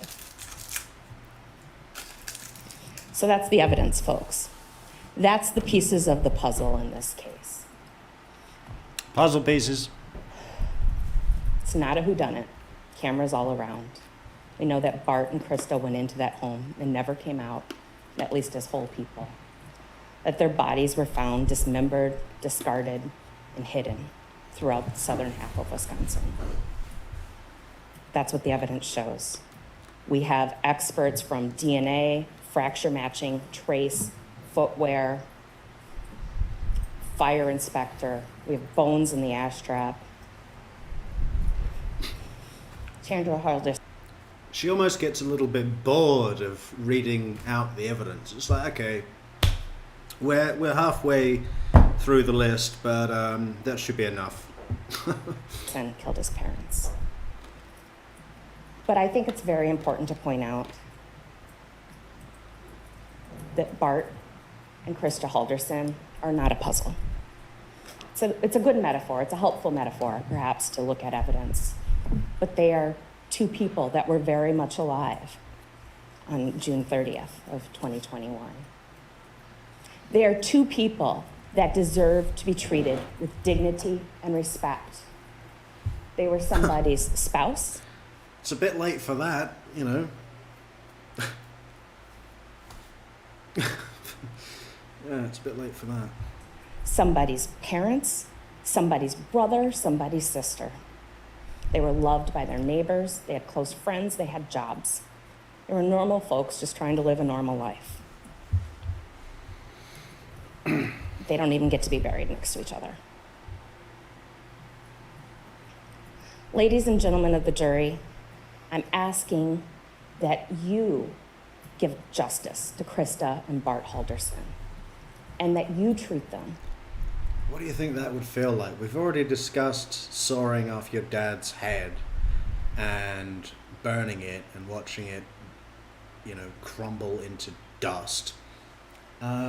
What about standing on a bridge, holding a bag with your mother's torso,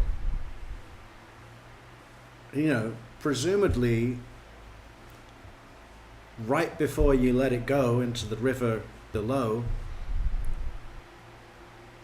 you'll pause and take some consideration to check the depth of the water, and if it's going to get caught on some platform. That'd be funny, wouldn't it? Drop it off a bridge and the wind just pushes it enough that it just lands on some maintenance platform that you can't get to. I would not be surprised with the amount of fuck-ups if that had happened.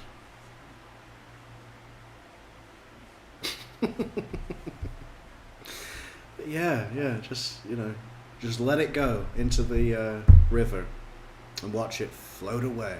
With dignity and respect that their own son has never given them. Thank you. Thank you, Attorney Raymond.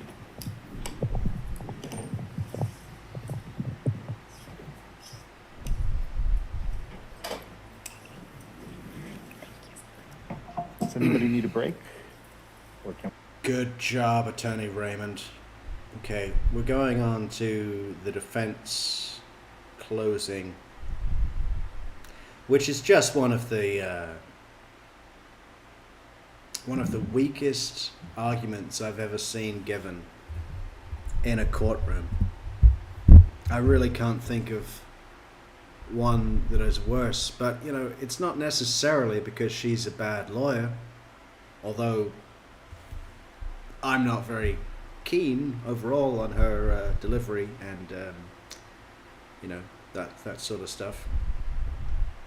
But what would you do? What would you have to say to the jury after all the evidence that's been read out? There's really nowhere to go. How do you make something out of nothing? Their opening was 12 minutes long.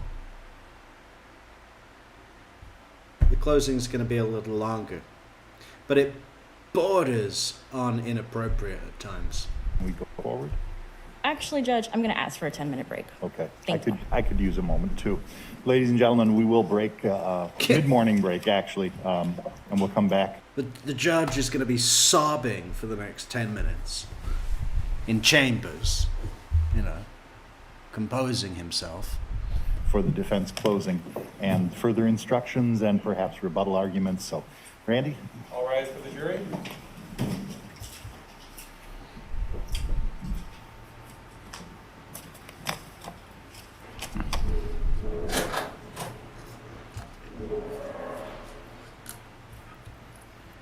Yeah, I mean, maybe that was their only plan, Roberta redacted.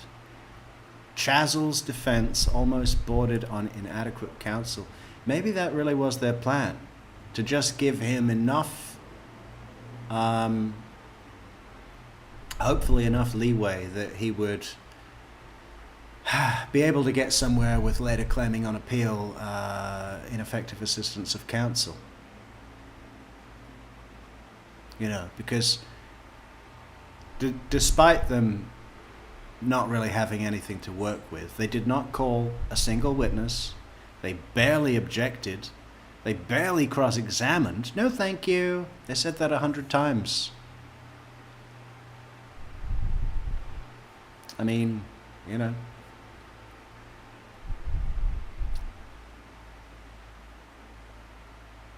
I think with a case like this, where the defendant opts to go to trial with nothing, I mean, it really must. You're looking for two things, right?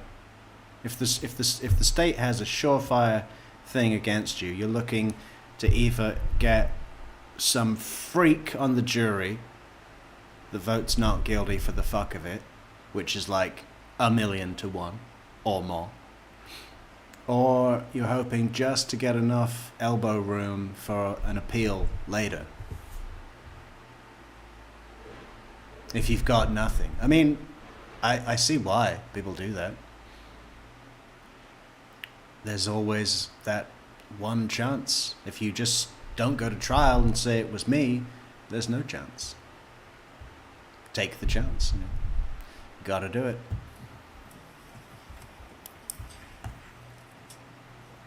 But I am kind of surprised that he was willing to have all of these observations about his pathetic, non-lying life read out, to everybody that ever knew him. Every friend, every teacher, every fuck buddy, every, what else? I would say colleague, but there weren't any of those. All the other fellow scuba diving volunteers for Madison State Police. Everybody he's ever known listened to all what he did, which is quite funny.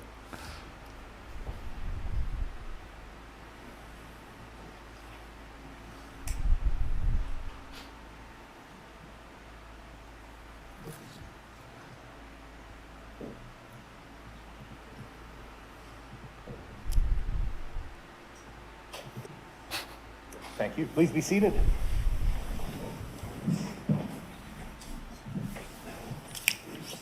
Just so you know, folks, Randy determined that it'd be easier to collect the notebooks at this point, and then once we know who the alternates are, he'll have to spend a moment sorting them out, but that way they're not in your way. Attorney Vera, would you please present the defense closing? Thank you. Taking you back 2 weeks ago, roughly, we were told that opening instructions, like closing arguments, are not evidence. But what it is a roadmap of how their case is going to go and how our case is going to go.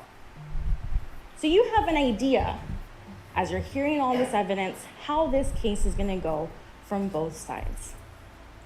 From the beginning, We told you that this case was about the homicides.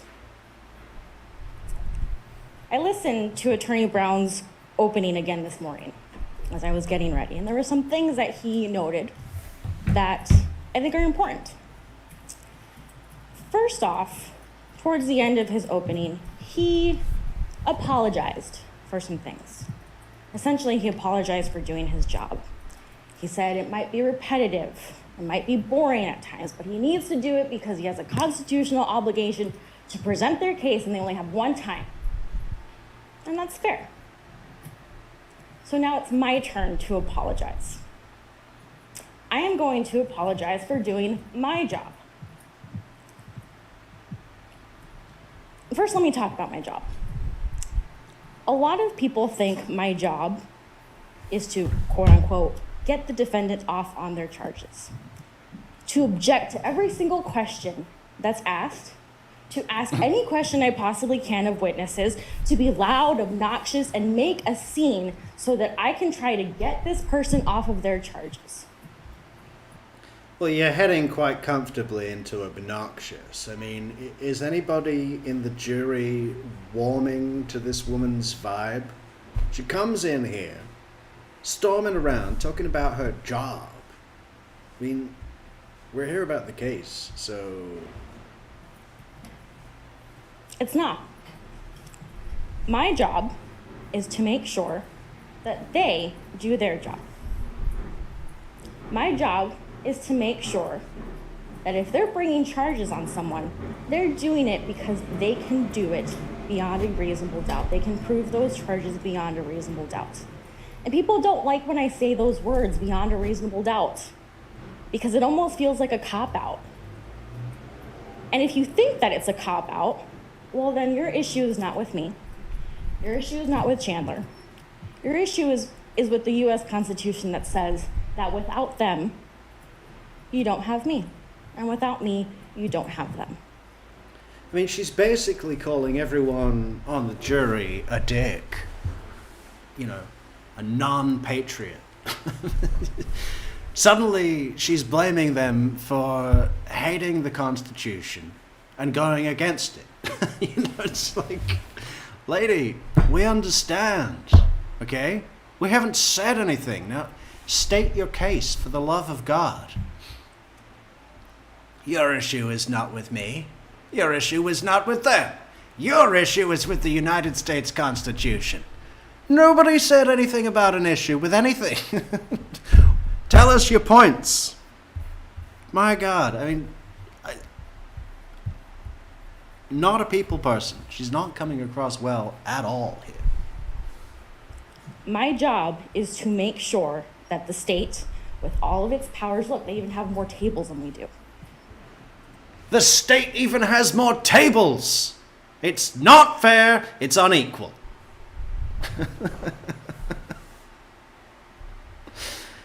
You call that a fair trial when the state has double the table space that we have? We were only able to ruffle through half the amount of papers that the state were able to do. Retrial, mistrial, let him go. Set him free. That they do their job. And I'm going to do that job today.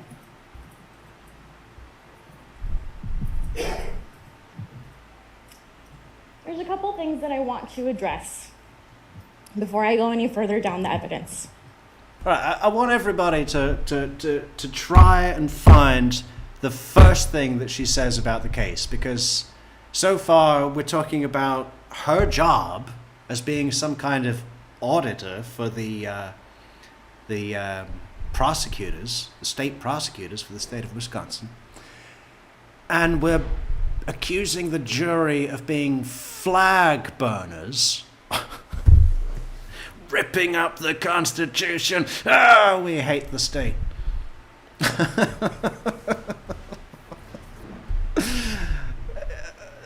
How long is it going to be until she says one thing about the case? And what is that thing going to be? The first thing I want to address is sort of the obvious. Chandler lies. He told a lot of lies. Not only does he lie, but he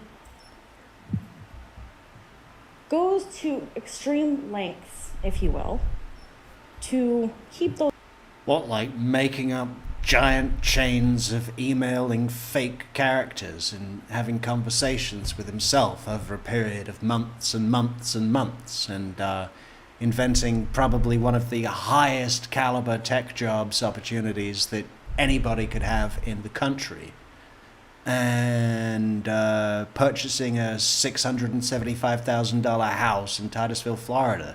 That kind of crazy. That kind of extreme depths. Yeah, we have all that on record.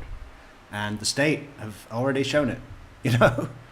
lies going, or to perhaps cover up those lies. I guarantee you, every single person in this room has told a lie, has either covered up that lie, or has done. Okay, now the jury are all liars and flag burners, and they hate the state. Something to keep that lie going. Maybe not now, maybe when you were a teenager. Go back to high school. I'm sure you lied at your parents all the time. You're not on trial, so your lies are not exaggerated and highlighted right now. But they are here.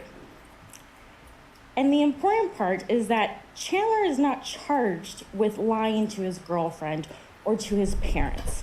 With a statement like that, an all-encompassing statement, including the judge, including the jury, you all lied to your parents all the time because everybody does when they're a teenager. She's including herself in that, right?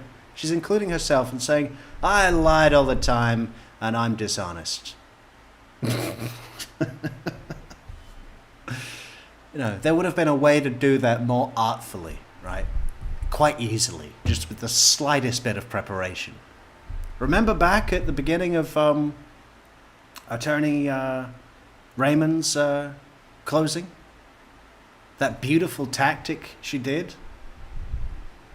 I'm sure you all remember the horrific pictures that we had to show you, in this case. I'm sorry I had to show you those pictures, but we had to show you those pictures, those horrific pictures, to prove the case. But I promise you I'm not going to show you those pictures again, because I love you. You know? Beautiful tactic. She's done 4 things within that, and a lazy fucking lawyer could have lost all of them. You know? She's apologizing. She's, most importantly, really taking them back to their emotional reaction to seeing those pictures without showing them, just their memory, right? Then promising not to show them again, doing them a favor because she's a friend and she cares. Beautiful tactic. So many. You think Attorney Vera would have thought of that? No fucking way. One charge that has to deal, one per parent, that has to deal with lying. Everything else is something that the state told you to try to feed you a theory, a motive, and to essentially taint your view on Chandler. So when we were going... What's her Starbucks order, jury? I'm guessing something sweet. Oh, something very sweet. Over jury selection, I asked you, how would you feel if he didn't testify? And a couple people said I would need to hear from him. A couple people said that they would treat him the same way they would do every witness. Bullshit! He lies, and they did a great job. Something sweet. A coffee, something sweet with melted cheese. A double tall, cheesy coffee. But it's Wisconsin. I mean, they put melted cheese on everything. At least that's how I understand it. Making it known that he lies. If he testified, you were not going to believe anything he said. I also said that it was a game day decision. And most of the times... if he testified, you were not going to believe anything he said. Again, blaming. Throughout this, there's a very antagonistic attitude towards the jury, doubting their ethics, doubting their ability to be impartial, accusing them of making premature assumptions. It's very, I would feel defensive against this clear attack if I was on that jury. Awful. Awful. It is a game day decision. This never was.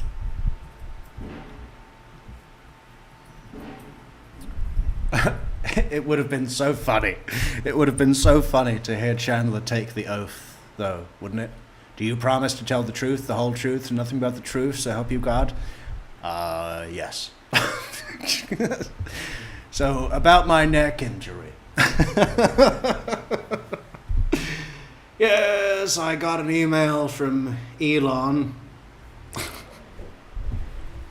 If you heard from him, were you even going to believe him? You weren't, and that's fine, because it doesn't matter. Because at the end of the day, there's only one lie that really does matter, and that's the one that he said about his parents missing. I'm going to make your life a little easier, and it's going to be a little unconventional. There are certain charges that I believe the state has met their burden, and they have proved it beyond a reasonable doubt. And again, from the beginning, first-degree intentional homicide is a serious charge. We've been here for... Wow, look, our good friend the Two has made it down the mountain and is living in Calgary now instead of Banff. Is that a good move or a bad move? We've still got to make the Canada map. By the way, anybody in a grey state, please let us know in the comments. How many have we got to go? 1, 2, 3, 4, 5, 6, 7, 8, 9, 10, 11, 12, 13, 14, 15, 16, 17, 18, 19, 21, 22. Clear a path, motherfucker. Clear a path.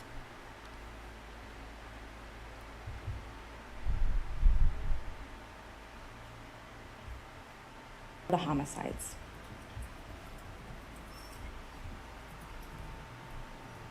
Well, A did piece of she paper just that- have a point?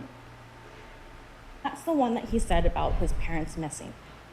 Oh, there's only one lie that How would you matters. feel if he didn't testify? And a couple people.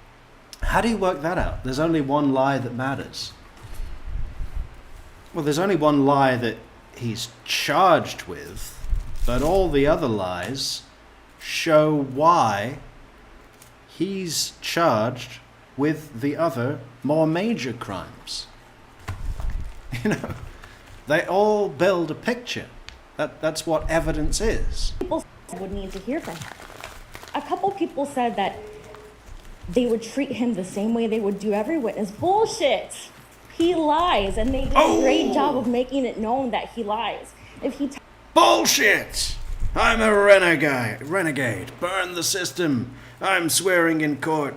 Bullshit! You think this jury can be honest? Bullshit!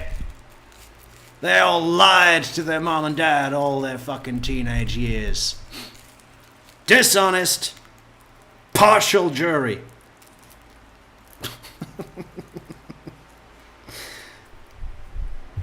She should have knocked over the podium when she said that. Bullshit! testified, you were not going to believe anything he said. I also said that it was a game day decision, and most of the times it is a game day decision. This never was.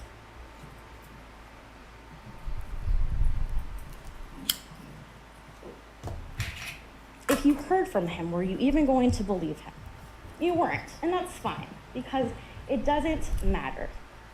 Because at the end of the day, there's only one lie that really does matter, and that's the one that he said about his parents missing. I'm going to make your life a little easier, and it's going to be a little unconventional. There are certain charges that I believe the state has met their burden, and they have proved it beyond a reasonable doubt. Well, this is an interesting,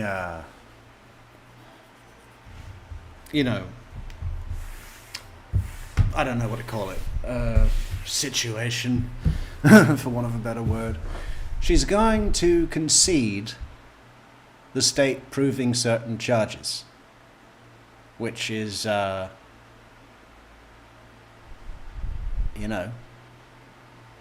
Chandler is saying not guilty to all of the charges. But she's going to say the state have met their burden on XYZ charges. Anything but the murder, I'm guessing. And again, from the beginning, first-degree intentional homicide is a serious charge. We've been here for the homicides.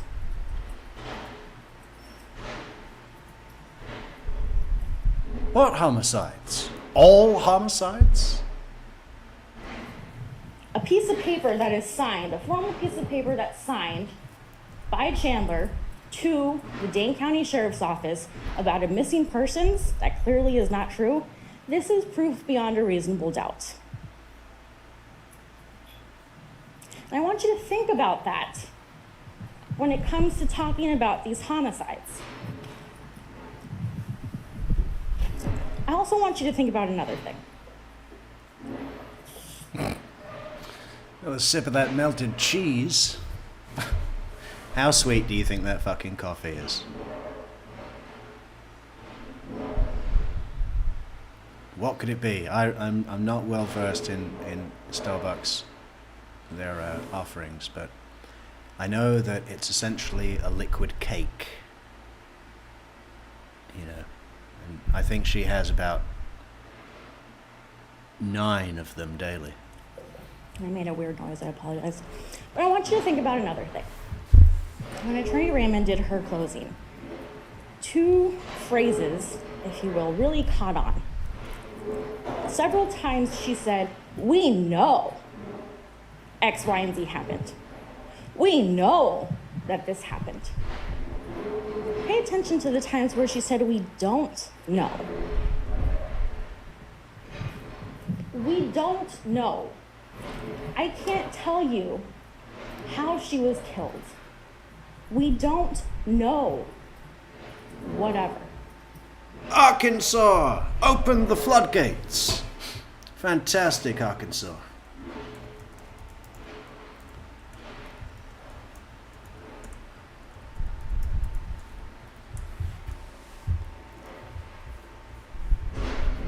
Oh, I'll let it play. Sorry. Welcome, Arkansas. It was always in the parts that had to do with the homicides.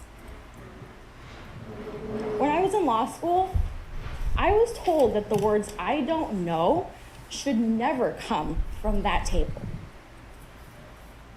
Because you should know. If you're charging people with crimes, you should know.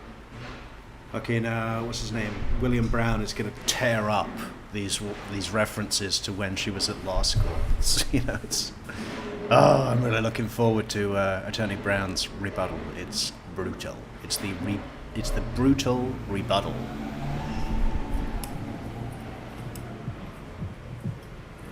So now I'm going to walk you through the evidence that I think that they skipped over, that matters for me in proving that first-degree intentional homicide was not something that they met their burden on. I first want to talk about the cabin. There is a cabin. There's no disputing that. There is a cabin. We're never going to get out of that. You can just imagine them in the months preparing for trial, sitting around a big table late into the night, standing at the whiteboard that's completely blank. Not one idea on it. And then they go, "Hey, what about if we say that there is no cabin?" Bart and Krista went to the cabin at least 2 or 3 times a year, I think is what someone testified to. It's possible that they could have gone to the cabin that weekend. In fact, you don't even know what their weekend plans were. Friends testified. None of them said, "Oh, they were going to come over to watch fireworks with us." So no one knew what their plans were that weekend. The reason they're making a big deal about it is because that is some kind of premeditation to them. That is some kind of intent. Ooh, he was gonna do something that day. He knew he was gonna do something that day, so he was gonna say something about going to the cabin.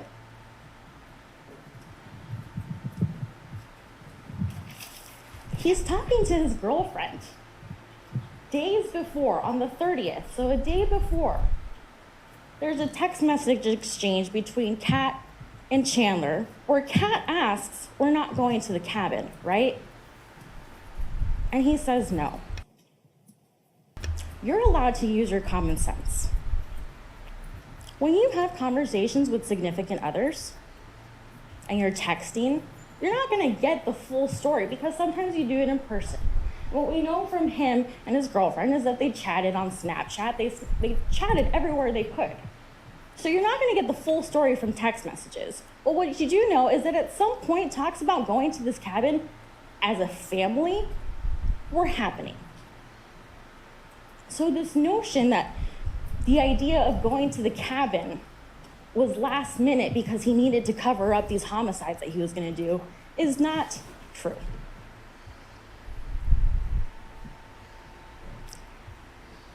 Now, again with the lies. Certain lies mattered. Certain lies did not. What I want to clear up, and Attorney Raymond did a great job when she mentioned that we've seen this case multiple times. We've dealt with this case. We've talked to each other about this case. So sometimes we get things wrong. I'm going to clear up something that they got wrong. The evidence does not show that Bart and Krista knew about this SpaceX job. You heard... The evidence does not show that Bart and Krista knew about the SpaceX job. Just think about that.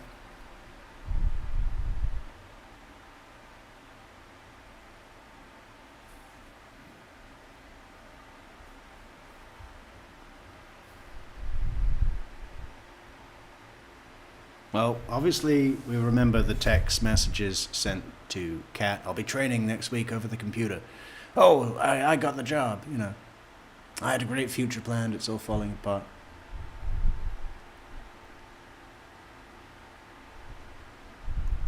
I'm trying to remember Brother Mitchell's testimony, and did he mention SpaceX? Or the Hilgendorfs? I can't really remember. from Kat's mother, Dulce, that she knew about it. You heard about Cress knew about it. Kat talked about it. Maybe another friend or roommate talked about it, but you never heard anyone testify that Bart and Krista knew about the SpaceX job. You heard from Bart's brother, Brett. I do not believe he mentioned it at all. So that's not a lie on this house of cards that was crashing down that Bart and Krista knew about. You also didn't hear that they knew about the scuba team, dive team, whatever you want to call it, lie with the City of Madison Police Department. How funny would it have been if they brought in Elon Musk to testify? Via a, what do you call it? What's that internet thing he has?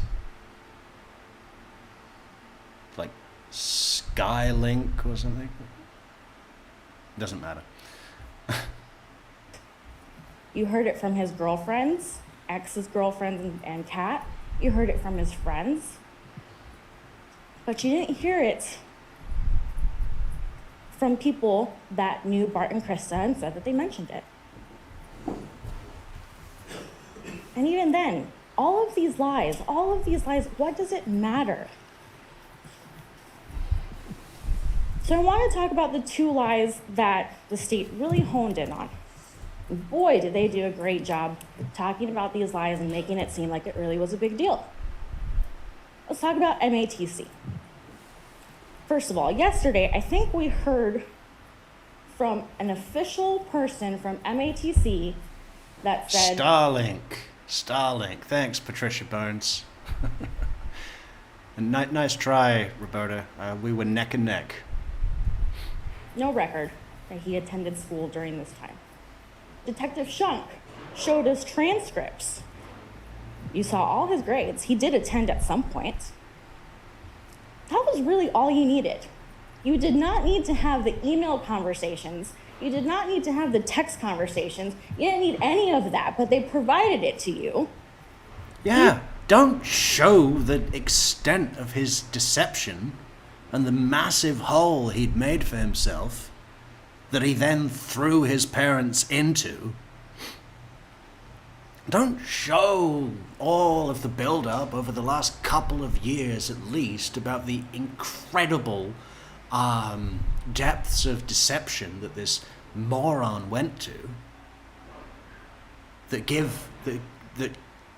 indicate the motive he had for the crimes of which he is charged. They were wasting your time. Even though it's not an element or a charge that they have to prove. During their opening and throughout the case, they made a big deal about this email. It was an email between Bart and Krista. First of all, the email happened October 10th, 2020. The jig was up a long time ago. It didn't all of a sudden crash and burn on the 1st of July, 2021. And Bart knew. He was onto it. He says he sounds just like Chaz on the phone. Use your common sense. These email exchanges are from people with a .gmail.com address. Official school people using a .gmail.com address. Both Bart and Krista are college educated. You want to tell me that they honestly thought that this was legit? Or maybe they knew that their child was lying and they were just going to carry on the lie. So now she's insulting the decedents. You want to tell me that they were so dumb that they didn't even know that a Gmail address wouldn't be legit from a college official? You want to tell me that in their tiny, basic minds that they were so moronic that they couldn't even see that glaring clue?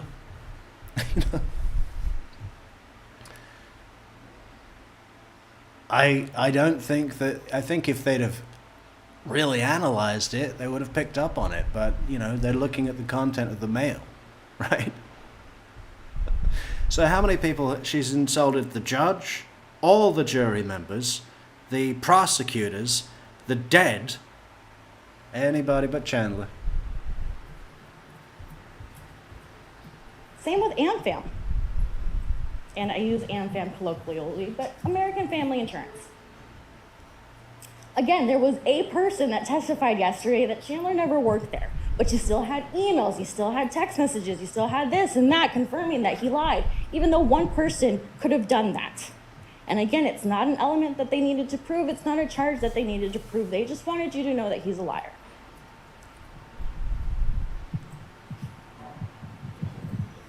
And what does it matter?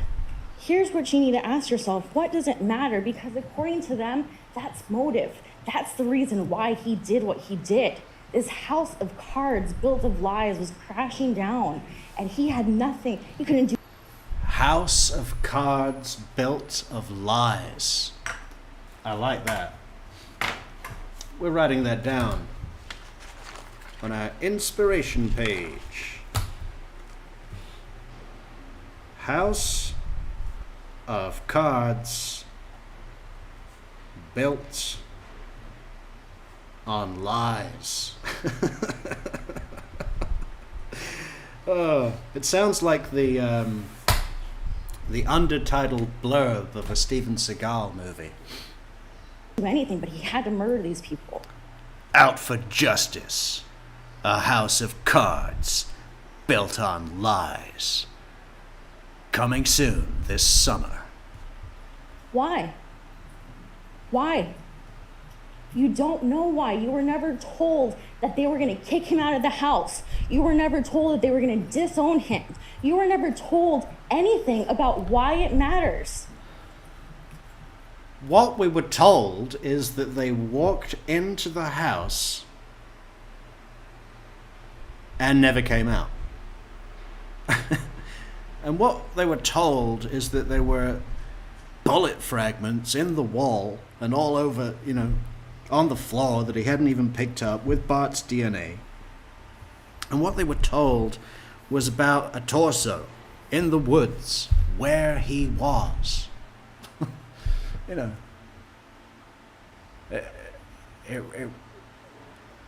really doesn't matter about whether Bart or Krista spotted the Gmail address or whether or not they were going to kick him out of the house. All the salient facts are surrounding these insignificant facts. If this is going to be motive, if this is the reason you're intentionally killing someone, it better matter. There better be consequences. Kids lie to their parents all the time. And you just... Not like this. Not like this. This is not in the range of normal. Right? This is beyond anybody listening to the depths of his deception is shocked. Blown away. No one listens to his story and says, "Oh, I remember when I was, young." And I went on and made a months-long email chain of fake characters and had conversations with myself. don't know how this was going to affect Chandler. He's complaining to his girlfriend the morning of about everything. I do think it's interesting, the point that she's making about there's no evidence to show that the parents knew about SpaceX.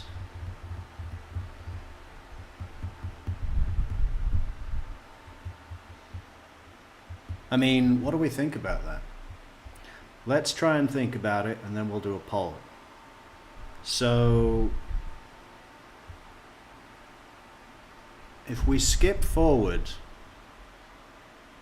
to the fall down the stairs, at least partially being,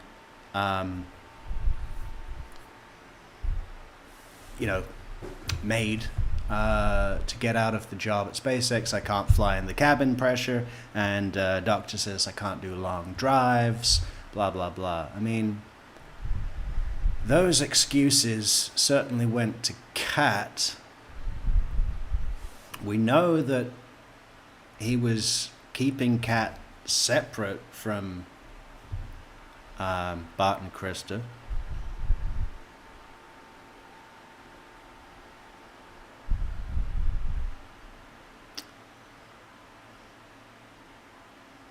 But I would imagine that at least in his hospital stay, I mean, was he actually kept in hospital or not? I don't think he was actually, was he? I was going to say I would imagine that Kat and his family would have been there visiting at the same time because of visiting hours, but I don't think there was any need for the hospital to keep him in. They gave him a neck brace because he wouldn't stop asking for one. But, they diagnosed him with a mild concussion that he, based on the symptoms that he reported, not through evidence of a scan or anything. So I don't imagine that they'd have kept him in. They threw him a neck brace just to get rid of him. You can wear this if you think you need to. So there was no hospital stay. I'd be curious to know when the last time Kat spent time with Bart and Krista was, and if that was before, if that preceded the point in time that Chandler first mentioned, at least to Kat, went about a SpaceX opportunity. I still think that this, the fall and the symptoms that he explained the bad memory, the weak cheese legs, the inability for coordination, nervousness and anxiousness about the news, and all of those things just fit so snugly into, supporting his case that it wouldn't be likely that he would be capable of committing this murder and disposing of bodies. Meaning that I think, that it was at least a backup idea for him to do a murder at the point of the fall. It wasn't a snap decision on the day off. Can't get away from that. I've lost my point. Yeah, that's what we were talking about. Did Bart and Krista know about SpaceX? Let's do a poll on that. Everything being fucked up and crashing down. You do that. That's what significant others are for. You honestly think that he's complaining about things crashing down and his mind is going straight to, well, now I'm just going to murder them. There was another motive that was mentioned very briefly, but it was mentioned, so I'll talk about it. When Mitchell testified, the very last question was about a life insurance policy. And I believe he said that the payout may have been about $1 million. And he acted confused. He didn't really know about it. It could very well be that the only reason he knows that number, that value, is because of things that are happening now. Vote in the poll, guys. Vote in the poll. I don't doubt that kids know about parents having life What kid? He's 23 years old. insurance policies. I don't doubt that. But ask yourself this, does everyone know how much the policy is worth? Probably not. Do you think you're going to get $1 million from your parents? Probably not. And there was no evidence that was provided to show that Chandler knew that there was a policy in place and he knew the value, knew enough of that value to do something very drastic to get that money. There was no evidence that he needed money. Yes, he didn't have a job, but nothing came out that he needed money. And Yeah, he didn't need money. He had a fridge full of free food. And, if he needed anything else, if he needed to borrow $5 for chips and soda, he calls up his 20-year-old girlfriend. Just the lack of pride, huh? How could you not be too embarrassed to do that? spending time talking about a motive because, as the judge said, It would be better to borrow more money. All he's doing is revealing that he doesn't even have $5. And what does he want it for? Chips and soda. Chips and soda. they don't need to prove a motive. Motive does not mean intent, and I need you to understand that. Motive does not mean intent. Motive does not mean intent.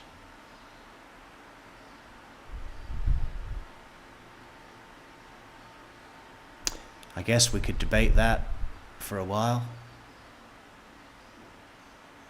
It's quite interesting, though. Motive does not mean intent.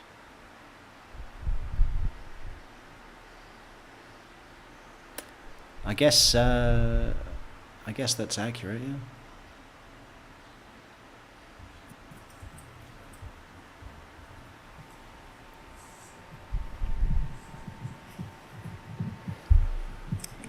The other important part that I want to focus on is this timeline. If you go back to the opening, the state said that from 3 p.m. to 5 p.m. on the 1st, the killings occurred. Again, it's not evidence, but it is a roadmap, and it is important because that's how they're going to tailor their case throughout.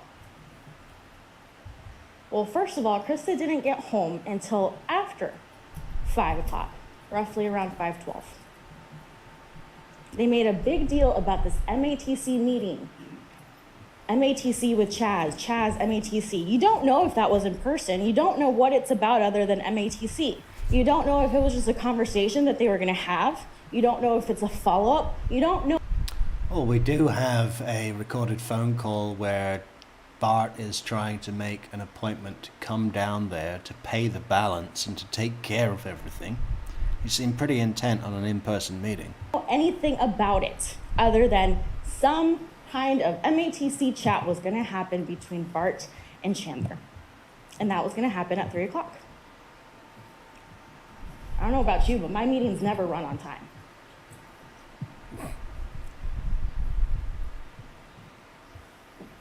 The other important part with this timeline is what we heard yesterday from Bart's employer. We asked him about that spreadsheet that has these logins.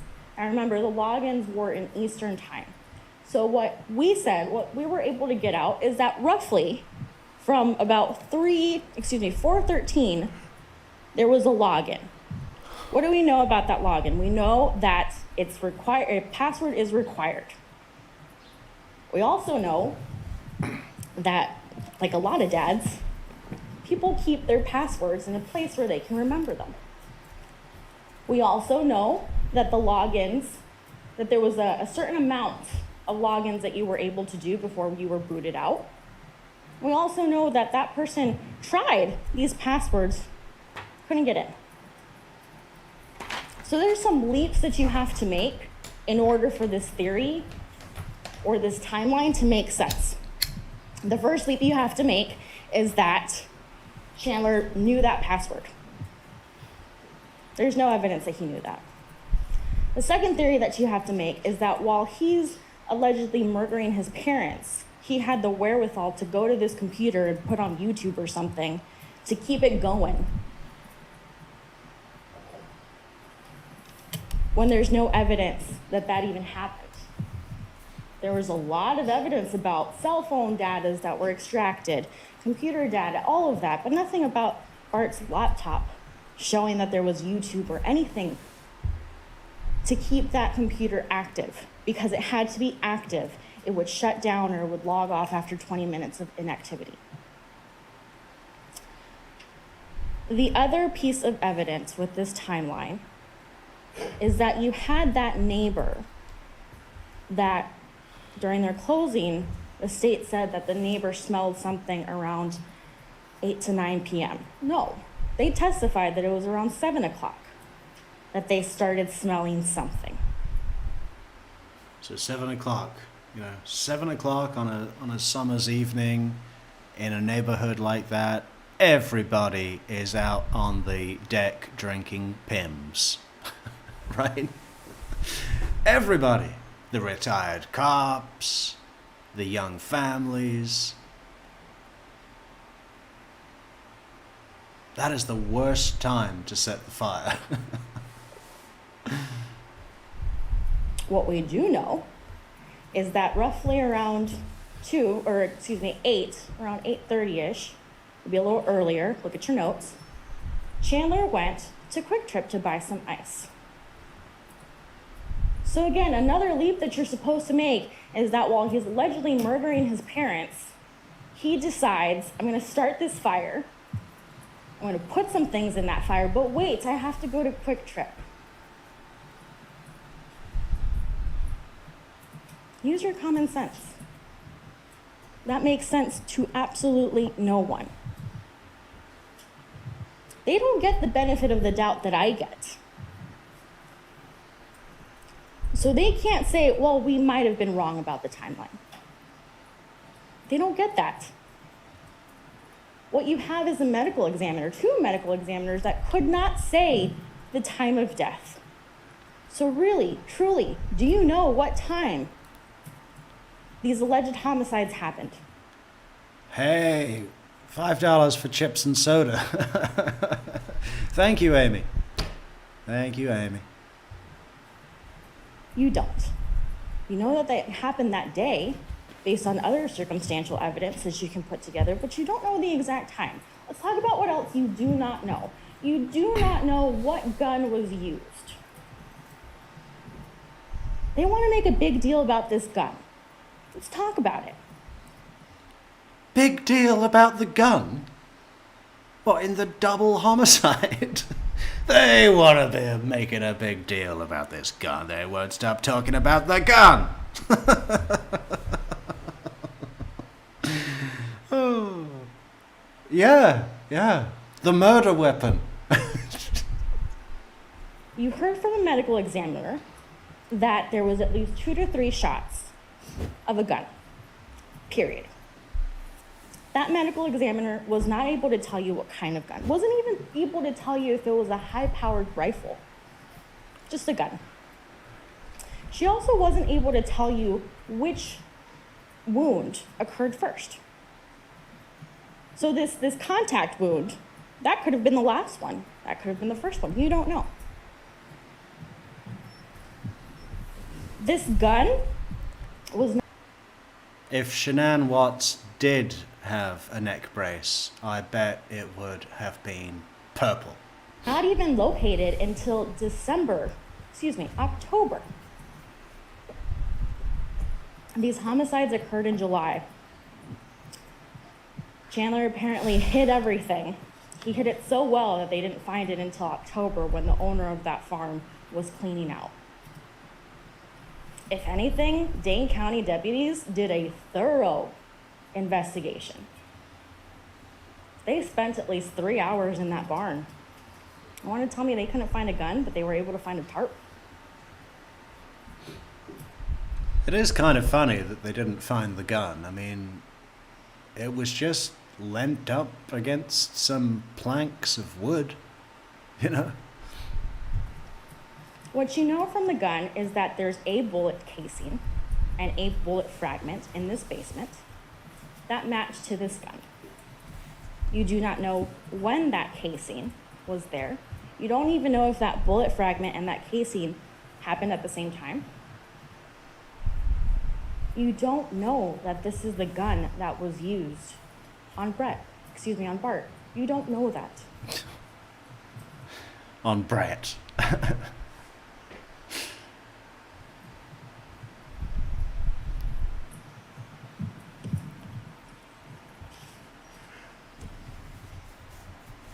So whenever you don't know about something, you have to ask yourself, have they met their burden? Is this proof beyond a reasonable doubt?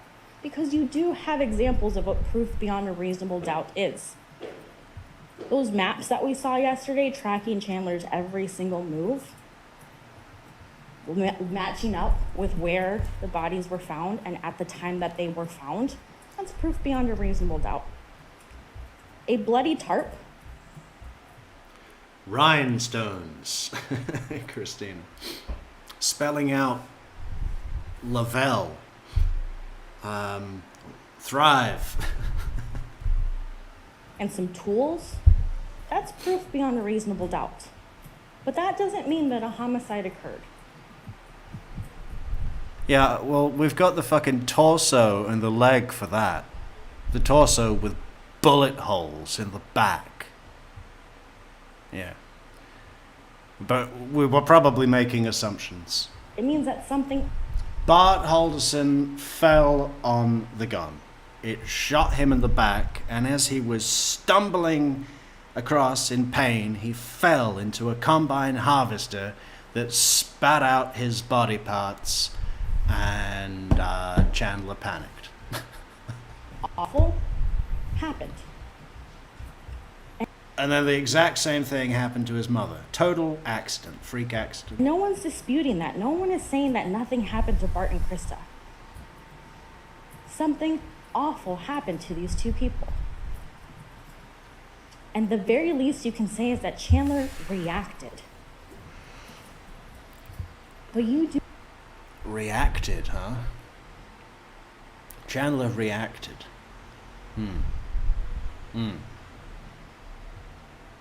Do not know what happened.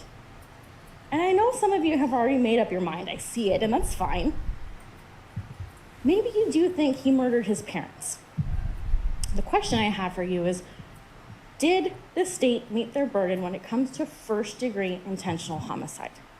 There are a lot of different homicides. First, second, reckless. They chose first-degree intentional homicide because they believed that they could prove that.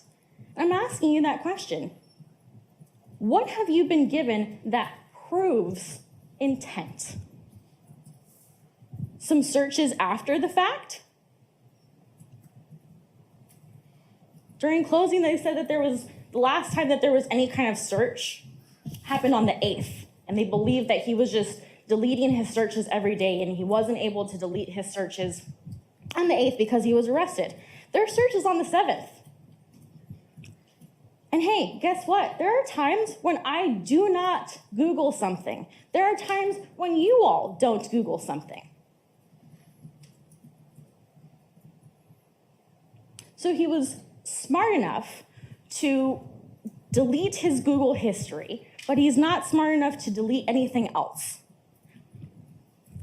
He's smart enough to do a very good job about cleaning and concealing these homicides, but man, was he just really bad when it came to everything else. You cannot have... I don't think anyone's saying he's smart enough for anything. it both ways. You can't have someone that is so cold and calculated to clean everything up and then say to themselves, I'm going to leave one casing. You just can't have that with everything else that happened after these homicides. It's kind of laughable when you think about it. And you just don't have that with these homicides. Why? Why don't you have that? There was no evidence. It's a shame that we can't see who is in the gallery listening to this.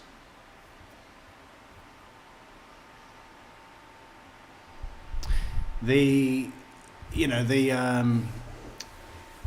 both rested their cases now, so there would be no sequestration.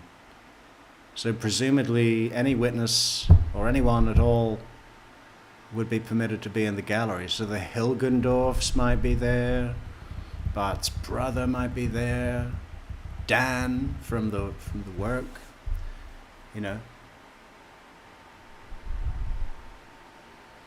I'd actually imagine Kat might not be there. There's no testimony at any point saying that Chandler had planned this out, and they would have brought it to you if they had it.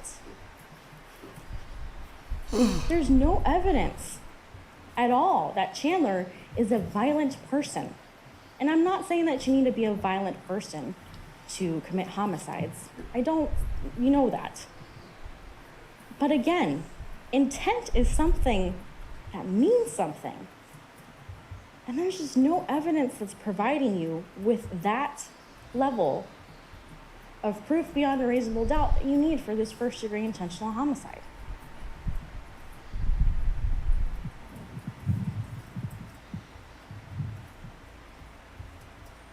Do you know how Bart was killed? Exactly how he was killed.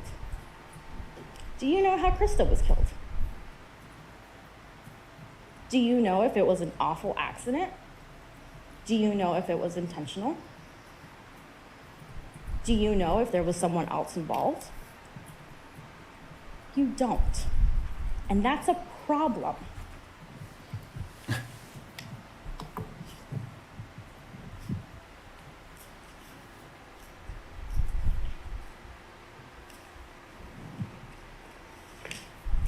Now, for better or for worse, this case has gotten a lot of media attention, and unfortunately, I have to bring it up. You were asked every day whether or not you saw something on the news, whether you heard something on the news. And you were asked that for a reason. You guys have a really bad job coming up. It's difficult. I do not want your job. You have to go back and look at everything and make sure that everything that you're discussing in that room. Only if we need to, lady, and I think we were ready to deliberate after William Brown's opening statement 2 weeks ago. Actually came from evidence that you heard from that stand and not from the Google searches that you may or may not have done. I'm hoping you didn't, but I'm going to be realistic. Wow. God, that was the worst one yet. She's now saying that the jury members have, what do you call it, gone against their oath, lied to the judge, lied to the court, and have been at home Googling information about the case.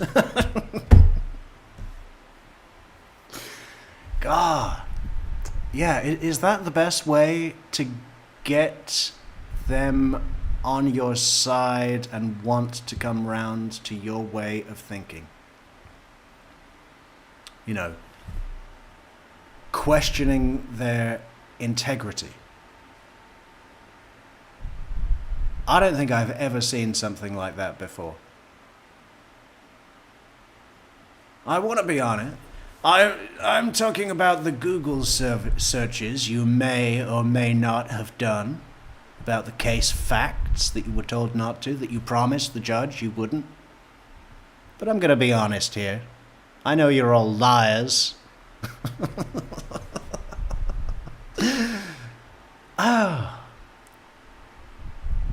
Why would you do that? I guess she's banking on that at least one of them has done a Google search. I mean, there would be no way for her to know, right? She must be banking on one of them having done a Google search, at least one of them having done a Google search, and now feeling guilty at being, you know, caught. Kind of risky when you've got nothing to base it on. Let's just, for a moment, pretend that they took their oath seriously, which I believe most jurors really do, right? I mean, it's a serious thing. You can do jail time for doing what she's said. A fine, jail time, plus you put the the community and the public spend through the cost of a retrial, which would be millions probably. So you're hated by the entire community. I mean, I think most 99 out of 100 or more jurors follow their oath to the letter very carefully. But she's called them all lying flag burners. Or the comment section on YouTube. And you're going to have to hold that person accountable, and you're going to have to hold that person accountable, because that's your duty. You have another very serious duty that's going to be hard for each and every one of you to do. You're going to have to take your emotions out of the equation. There was another promise that was said during the state's opening. They promised you that they were not going to try to tug at your heartstrings and show you pictures that they didn't need to show you. When Mitchell testified, do you think he needed a giant blow-up picture of his parents next to him to be reminded what his parents looked like? When Brett testified, do you think... Oh, this is almost the Charlie Adelson defense. It was a 2-hour Dateline special with autopsy photos. Did they need to show you the people that died? I think it was important for their case to ask him the last conversation he had with his brother. Oh, and it happened to be on his birthday. The birthday being July 1st. Why not? It's a case fact. No, they didn't do that because they needed it for the case. They did it because they want you to think of your emotions. They want you to feel things. Because when you feel things, it's going to be harder for you to separate feelings from facts. And you're going to have to do. So they're liars, flag burners, they hate the state, they don't have the ability to be impartial. They would have been prejudiced against Chandler when they're supposed to, what is it called? Presume his innocence. Now they can't separate feelings and facts. I mean, she's basically calling them all retarded and lying retards. Do that. Because you may feel bad. No one here feels great about what happened. And after you make your decision, no one's gonna walk out of this courtroom feeling at ease, at peace, happy. But you're gonna have to do that. And people are not gonna like it, regardless of what the decision is. And you're gonna have to hold people accountable for it.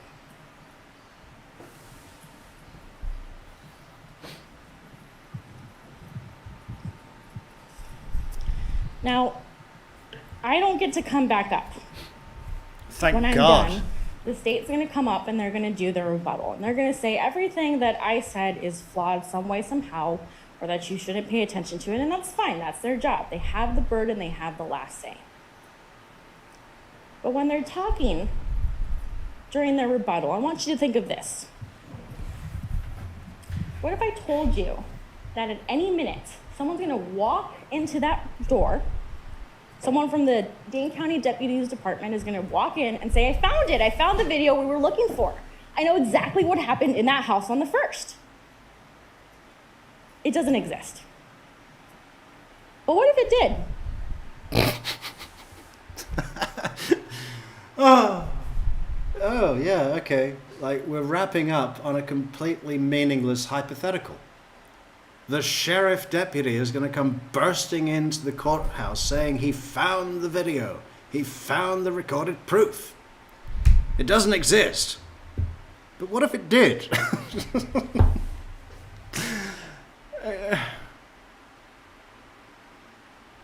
You know, I think this lady should go out of the courtroom, microwave a grilled cheese, and, you know, consider handing in her bar card. Covered in cheese. Are you gonna be paying attention to... Thank you so much, Michelle, for the more chips and soda. I think I'm going to opt for watermelon slices. I'm gonna assume it's Mr. Brown. Are you gonna be paying attention to what Mr. Brown has to say during his rebuttal? Or are you gonna be looking at that door hoping that someone walks in? And if you're gonna look at that door hoping that someone comes in, you have reasons to doubt.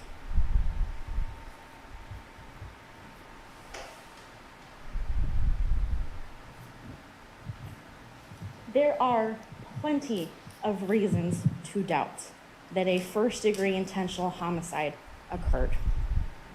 There are plenty of reasons to doubt. I mean, what would the penalty be? The other charges are lying to police. Okay, that's minor.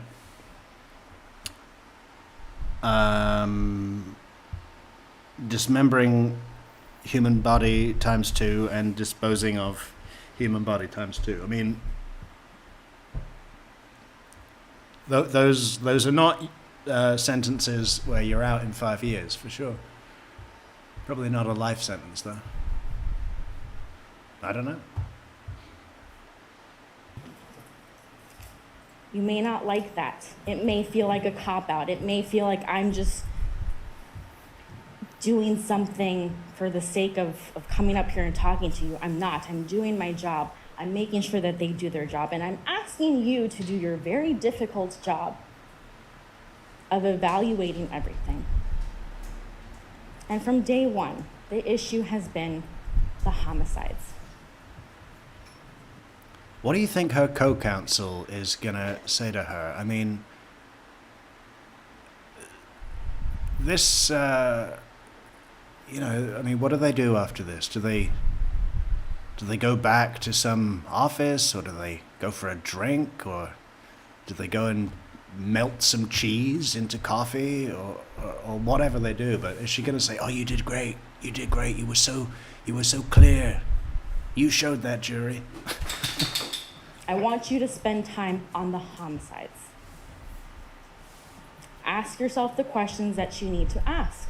I guarantee you that the 12 of you that are going to go back and deliberate are all going to have 12 different theories on what happened, and that's a problem. I don't know. I mean, I think generally the first thing to happen in the jury deliberation room is that they take a show of hands, right? How many people think he was guilty? And if they all raise their hands, I mean, that's it, isn't it? I mean, you don't need to go over all the facts if everyone's in agreement. Then you fill out the forms.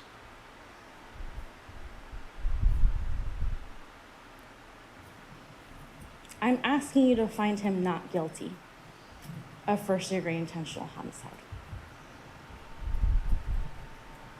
Thank you.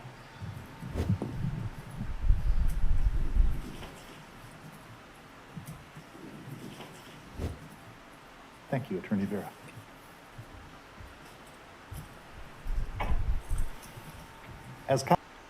Okay, now we're going to take care of business. Okay. This is both barrels. Counsel indicated the state carrying the burden of proof has the opportunity for a rebuttal. In other words, the last word. And I believe Attorney Brown will provide that to you at this time.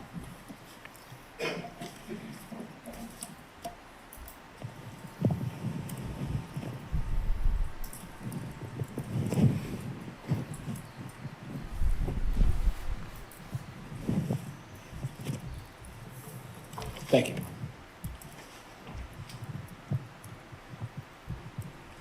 So, a lot of talk in the defense closing and opening about things they learned in law school, going to law school, and I think in the opening I heard at one point, being on a jury is different than being a person. I mean, that's true. But I'm done with law school, and I do this for a living. I operate in a world of common sense and not fanciful thoughts of... What a way to shit on them right at the beginning. I'm done with law school. I do this for a living. This is what I do. Just this guy finding his dead parents and deciding, no big deal, let's just cut them apart and hide them around the state. But who knows how they died? I live in that world. That's the world you should live into. Because being a juror is no different than being a person, unlike maybe what you were told earlier. You're told by the judge, although they figured out a way to say it in about 2 paragraphs, you use your common sense and experience in the roles of everyday life, or something along those lines. A bunch of lawyers got together and thought about it for 2 weeks and figured out a way to say, use your common sense. This Vera just stood up here and said, what if this was an awful accident?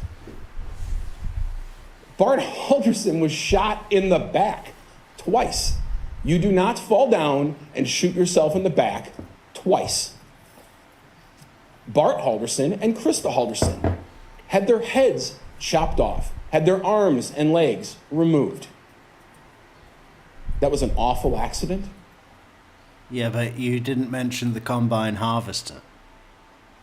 Bart fell over the gun, shot himself twice, fell into a combine harvester, and Chandler had to clean it up. Reasonable doubt. Think of for a second. You heard about the bones. You saw those marks on the bones, those attempts. Some of them 3, some of them 10, some of them 5. False starts is what the anthropologists call them. That is someone on their hands and knees, Chandler apparently, which was just saying, I guess we're admitting to that now. They lied and chopped him up and hit him around the state. On his hands and knees, some of them from the front to back, meaning probably could see the face of his mom and his dad as that saw moved back and forth, back and forth. And you just saw the bones, but what's before the bones? The skin, the blood, the muscle, the fat, the smell that they had to produce, the blood. of his own parents. An awful accident. We heard, I go days without Googling things. I don't, maybe you do. But I bet you don't Google dismembered body found in Wisconsin when you're crying on the local news about your missing parents. I bet you don't Google woman. I actually, when you're running a true crime Metrix YouTube channel, all my search terms are horrific. Dismembered body found. I bet you don't do legal research about some other guy who chopped up his family members and threw them in a river. Bet you don't do that. This process is common sense. Ms. Vera talked a lot about the lies. Chandler is a liar, and it seems like we all agree on that now. Lots of people lie. I can agree with Ms. Vera on that. The question in this case isn't, who would do this? And maybe that's something that's gone through your mind here. Who would do this? Who would go through all this? Who would make up all these lies? Who would take it this far? All these fake people, the burner phone, the nonsense, the calls to his dad, the emails back and forth, the friends and family, the move to Florida. Who would do this? And you're going to leave this room. 6 of you are going to go home. 12 of you are going to go into a room and talk to each other. And you're never going to have an answer to that question. Because who would do this in the common sense meaning of it? Nobody does something like this. But that's not the role of a jury. You're answering a different question, which is who did this, not who would do this. I like that. Not who would do this, but who did do this. Ah, that's almost like a fucking Osho, statement, saying, motto. Because for the life of you, I bet before you got that notice in the mail a couple months ago saying you had to come here, you would say nobody. You would have said nobody. Nobody would shoot their dad in the back twice, or kill their mom, lay him on the ground in front of their family fireplace, take scissors and pruning shears, take a hacksaw, take a keyhole saw, and saw off their heads, arms, legs, burn them in the fireplace. Over 100 fragments of human bone found in that fireplace. You'd say no one would do this. But you got your jury summons, and you ended up here, and you found out that someone did do it. Chandler Halderson did it. So those lies are important. Because you at some level have to grasp how this man got to that point. As I said in the opening statement, the murders were just a small piece of the puzzle. None of the things that happened before, none of the things that happened after make any sense. You gotta have the murders to understand why he did that bizarre story for 7 days of his parents going missing with the unknown couple. And you can understand the murders if you understand what happened before with his bizarre actions of building up this life that wasn't real. Why were those lies important? They were important because that's all he had. We're here because of the deaths of Bart and Krista Halderson, and they are dead. There's no doubt about that. You have most decidedly concluded that at this point. You have seen their bodies. But on some level, whoever Chandler Halderson was died years ago as well. And what was left was this shell of a person who made this nonsense up, who built himself up to be a tech employee, rescue scuba diving guy who's going to college. Wow, having another human being say that about you while you're in the room. Whoever, what did he say? Whoever Chandler Halderson was died years ago as well. And all that was left was this shell of a person. That's savage, as the kids would say.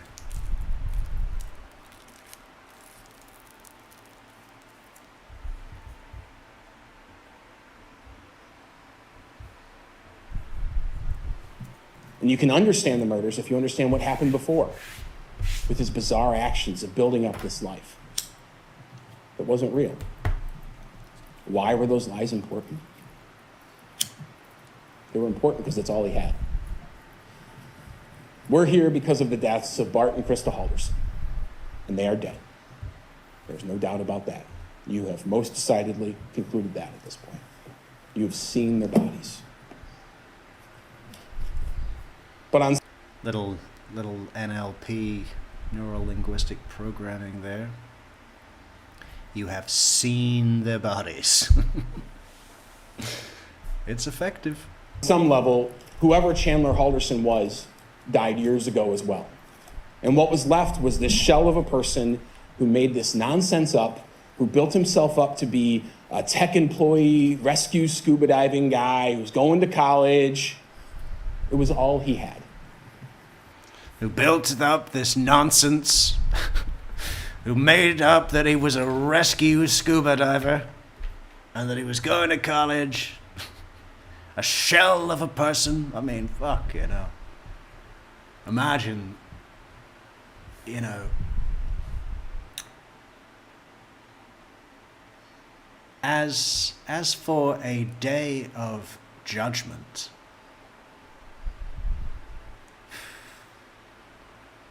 this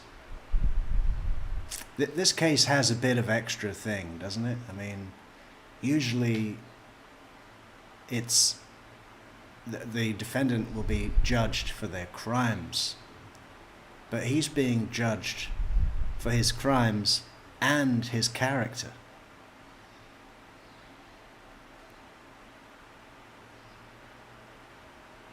I mean, it almost feels like a reckoning, a rapture.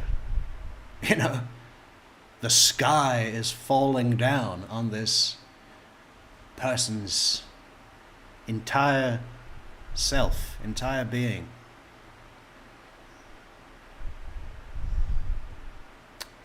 His choices of which he is being judged extend far beyond the crimes of which he is charged.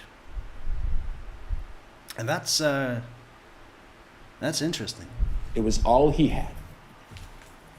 And that started to unravel. Maybe his parents suspected it.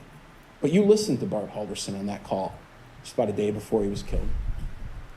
That sound like someone to you who knew his son had been lying to him? Those text messages. I spoke to Omar Joe.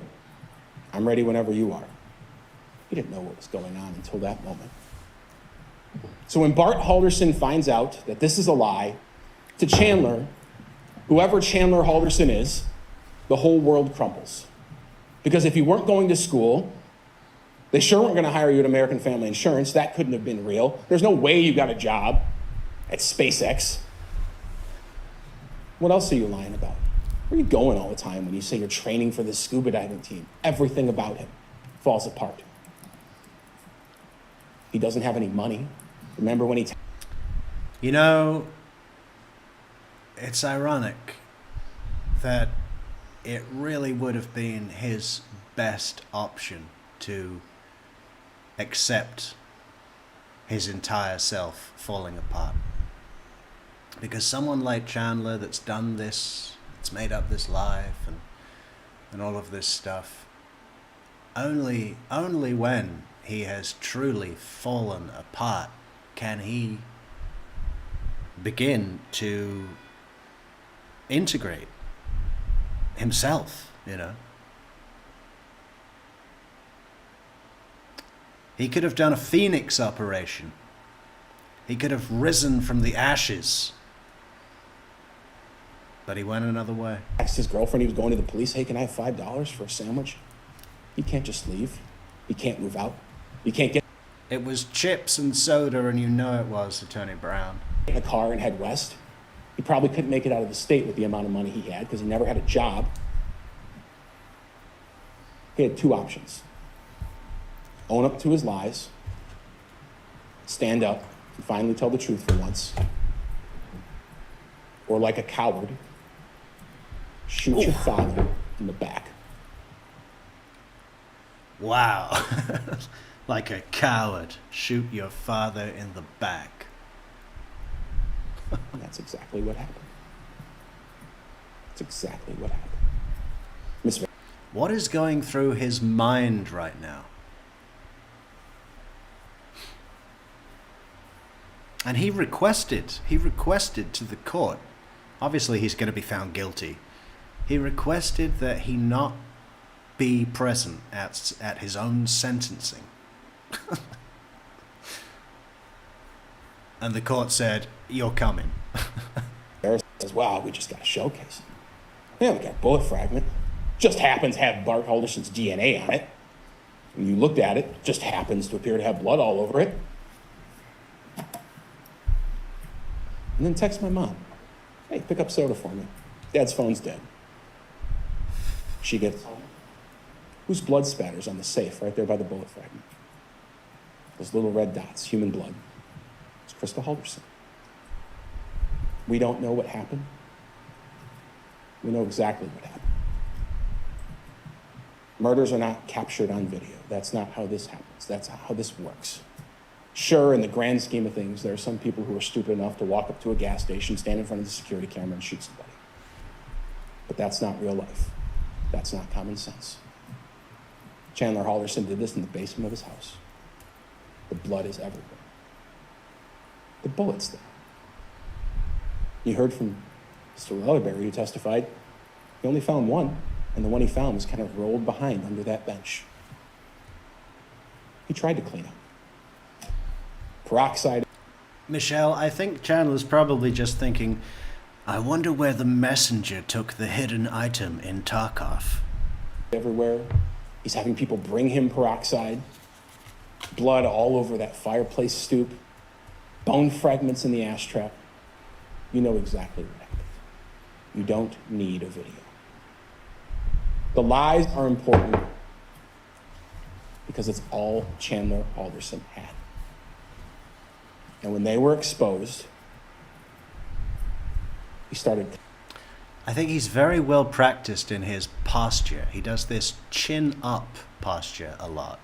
But then he couples that with a kind of looking through the furrow of his brow with his head kind of, lowered. That's a really good combination. Like the chin up conveys a lot of confidence, and the lowered head thing really gets, it's like he does that when he's talking about the sinister aspects.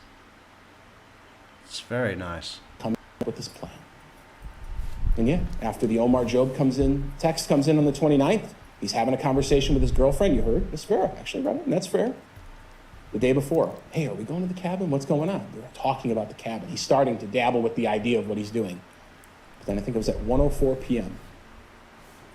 Just about an hour and a half, 2 hours before he did it. He says they're going to the cabin this weekend.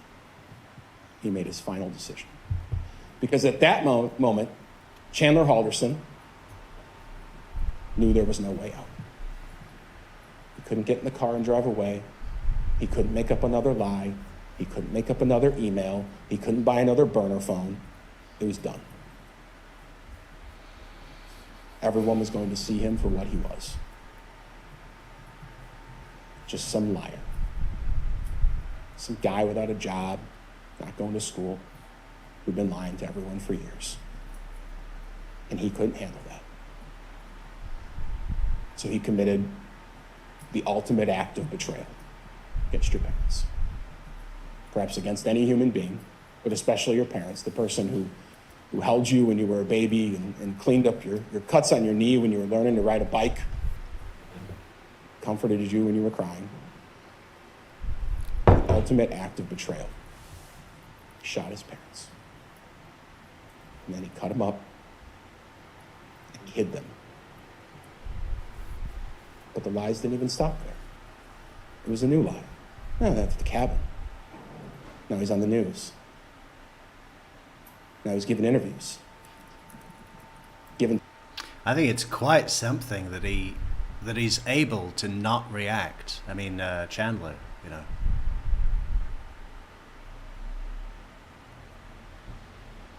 What a thing to listen to about your actions. 2-3 more days. Don't think for a second there wouldn't have been 2-3 more fake emails. Text messages from my mom. a whole new world, a whole new reality for Chandler that he got to live in. His checklist was right there. Finally, he was going to get a job. Obviously, mom and dad couldn't support him anymore. Maybe he was going to get some life insurance. Maybe he knew, maybe he didn't. But he certainly got to continue on his fake life. He got to keep his girlfriend. People continued to respect him. His friends probably continued to think that he was successful, important. The lies were rinsed and repeated, rinsed and repeated. And I promise I'm about done, and I'm the last person who talks. The judge is going to talk a little bit more. What he's going to say next is hard to hear in that he has to read off the verdict forms you're going to take back to the jury room with you. Verdict forms are the physical documents for each charge. There's a bunch of charges here. For each one, there's one that says guilty and not guilty, guilty and not guilty, guilty and not guilty. And he actually read them all. It doesn't make a lot of sense, but he has to do it. But what Ms. Vera is asking you to do is to lie. It is the last lie of Chandler Halderson. His lawyers stood up here and told you to lie. Not to do what you swore to do, which is to render a just and true verdict based on the evidence, to reconcile the evidence, if you can find any reasonable hypothesis consistent with the defendant's innocence, a reasonable hypothesis. That reasonable hypothesis that was just offered to you is that it was an accident. That's how they died. And then Chandler made what his attorney believes to be the reasonable decision to chop apart those bodies and hide them around the state. What you're being asked to do is to lie one last time. It is the experience that everyone in Chandler Halderson's life has had to deal with, and now it's yours. His girlfriend dealt with it. Sure, Bart and Krista dealt with it. Finding out maybe on the last day of their lives. Mitchell is dealing with it. Brett is dealing with it. Their family friends. The Hilgendorfs. Their kids, Haley and Hannah. They've had to deal with it.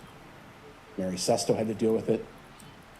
Kevin Linsmeyer, the neighbor, had to deal with it. Then to the police. Deputy Seeley, Deputy Nelson, Deputy Schunk, Deputy Sims, Deputy Hendrickson, Deputy Collins LaFleur. Everyone who has interacted with this man. Collins LaFleur, that's a cool name. For years, has had no other experience other than being lied to. And now it's you that's going to be lied to by his attorneys. Asking Okay, you. I'm gonna object now. Oh, yeah?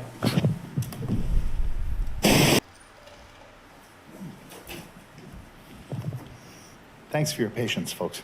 I want to clarify that, of course, within the instructions, as far as closing argument not being evidence, closing argument being opinions expressed by counsel for both the state and the defense to you about their view of the evidence and so forth. My understanding is the state was not meaning to suggest that counsel for the defense had lied or in any way was urging you to do anything other than uphold your oath and to follow the law as instructed in your deliberations. If you could continue. Thank you. Those verdict forms you're going to fill out, every single one of them represents something that happened. And what we're asking you to do is to dig through that evidence, dig through your notes, dig through your memory of what happened. What happened here wasn't an accident. What happened here wasn't a mistake. What happened here wasn't innocent lies, coincidences. Mr. Halderson's statement to the police that my mom has nosebleeds and my dad, he just scratches his psoriasis. It doesn't explain his blood on a bullet fragment. Is there any reason that Mom and Dad's blood would be in the house? Yes. My dad has psoriasis and gushes puddles of blood constantly. and my mother has ferocious nosebleeds and runs from room to room, pouring pints of blood all over the floor and walls. It doesn't explain all of their blood on the fireplace. It doesn't explain the Halderson's teeth in the ash trap. It doesn't explain their skull in the ash trap and placed on top of the fireplace. What I'm asking you to do is to look for the truth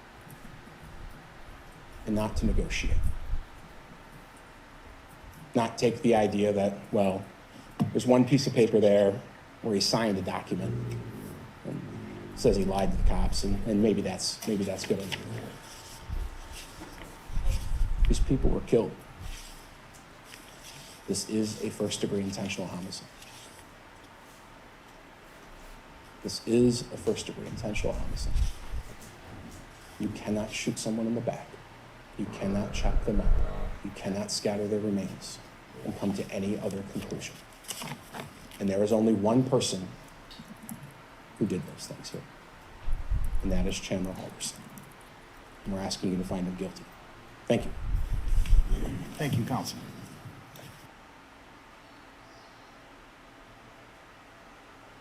Well, I don't exactly know how long it took the jury to deliberate. Pretty quick, I think. So that wraps up the closing arguments, which was pretty good. Pretty nice contrast between Attorney Raymond, Attorney Vera, and Attorney Brown. What have we got left to do on this case? I mean, there's a couple more witnesses that are pretty good. I'd like to hear from the neighbor that recorded his conversation with Chandler, unbeknownst to him. That was pretty good. We've got Captain Smith, Sierra Mike India Tango Hotel. Are we going to do those? Maybe. And then sentencing. I mean, yeah, the judge's sentencing is poetry. I don't know if there'll be a lot to comment on, but we could certainly watch it all together. And the attorneys do get the opportunity to, what is it called? You know, they speak before sentencing. And then we need to do the interrogation one more time, and then we're through. We're through with this guy. So we will be back later. I think we'll be back maybe a couple of times. We got to do that Donna Adelson motion hearing from the other day. That was very short. They were just up for 15 minutes, but there's some interesting points from that. So I think I'll take Soap out to the park, then come back and have some dinner, and then do the short stream, and come back later for the long stream around 8 or 9 Eastern. And if anybody is in a gray state, Idaho, Iowa, West Virginia, any of the gray states, please do let us know in the comments. And thank you everybody for the early bird Metrix special morning stream. Everybody in chat, supporters, moderators, and everybody. Let's just round up these comments. Debbie Gibby says, "Have you shown the flames from the window the night neighbor recorded?" Well, they came up a little bit in the the closing by the state. Yeah, we paid some attention to that. What was her objection? All I heard was, "I'm going to object now," and the judge stood up and spoke.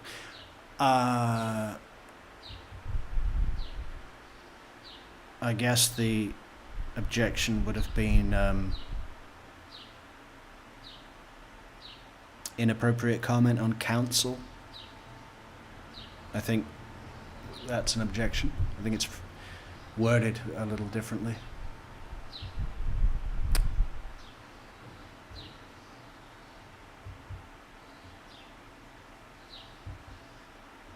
Ferocious. Adelson, Mama Gotti. Adelson is going down. Yeah, well, of course, it's the 11-year anniversary this Friday of the death And get this. By the time Donna's trial is here, it will be 11 years, 1 month, and 1 day after the events, after the murder. 11 years, 1 month, and 1 day. 1111. 1111. Kind of weird. Snake eyes, double snake eyes. 4 ones make a hole.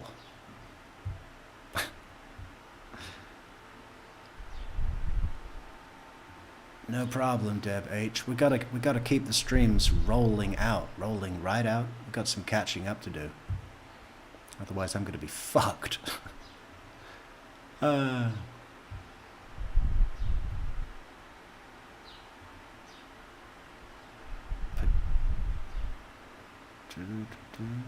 It's Adelson Murder Week. Okay, we gotta go. Soap keeps looking at me. Yeah, okay. Thanks a lot, guys, and we'll see you later on this evening. True Crime Metrix out.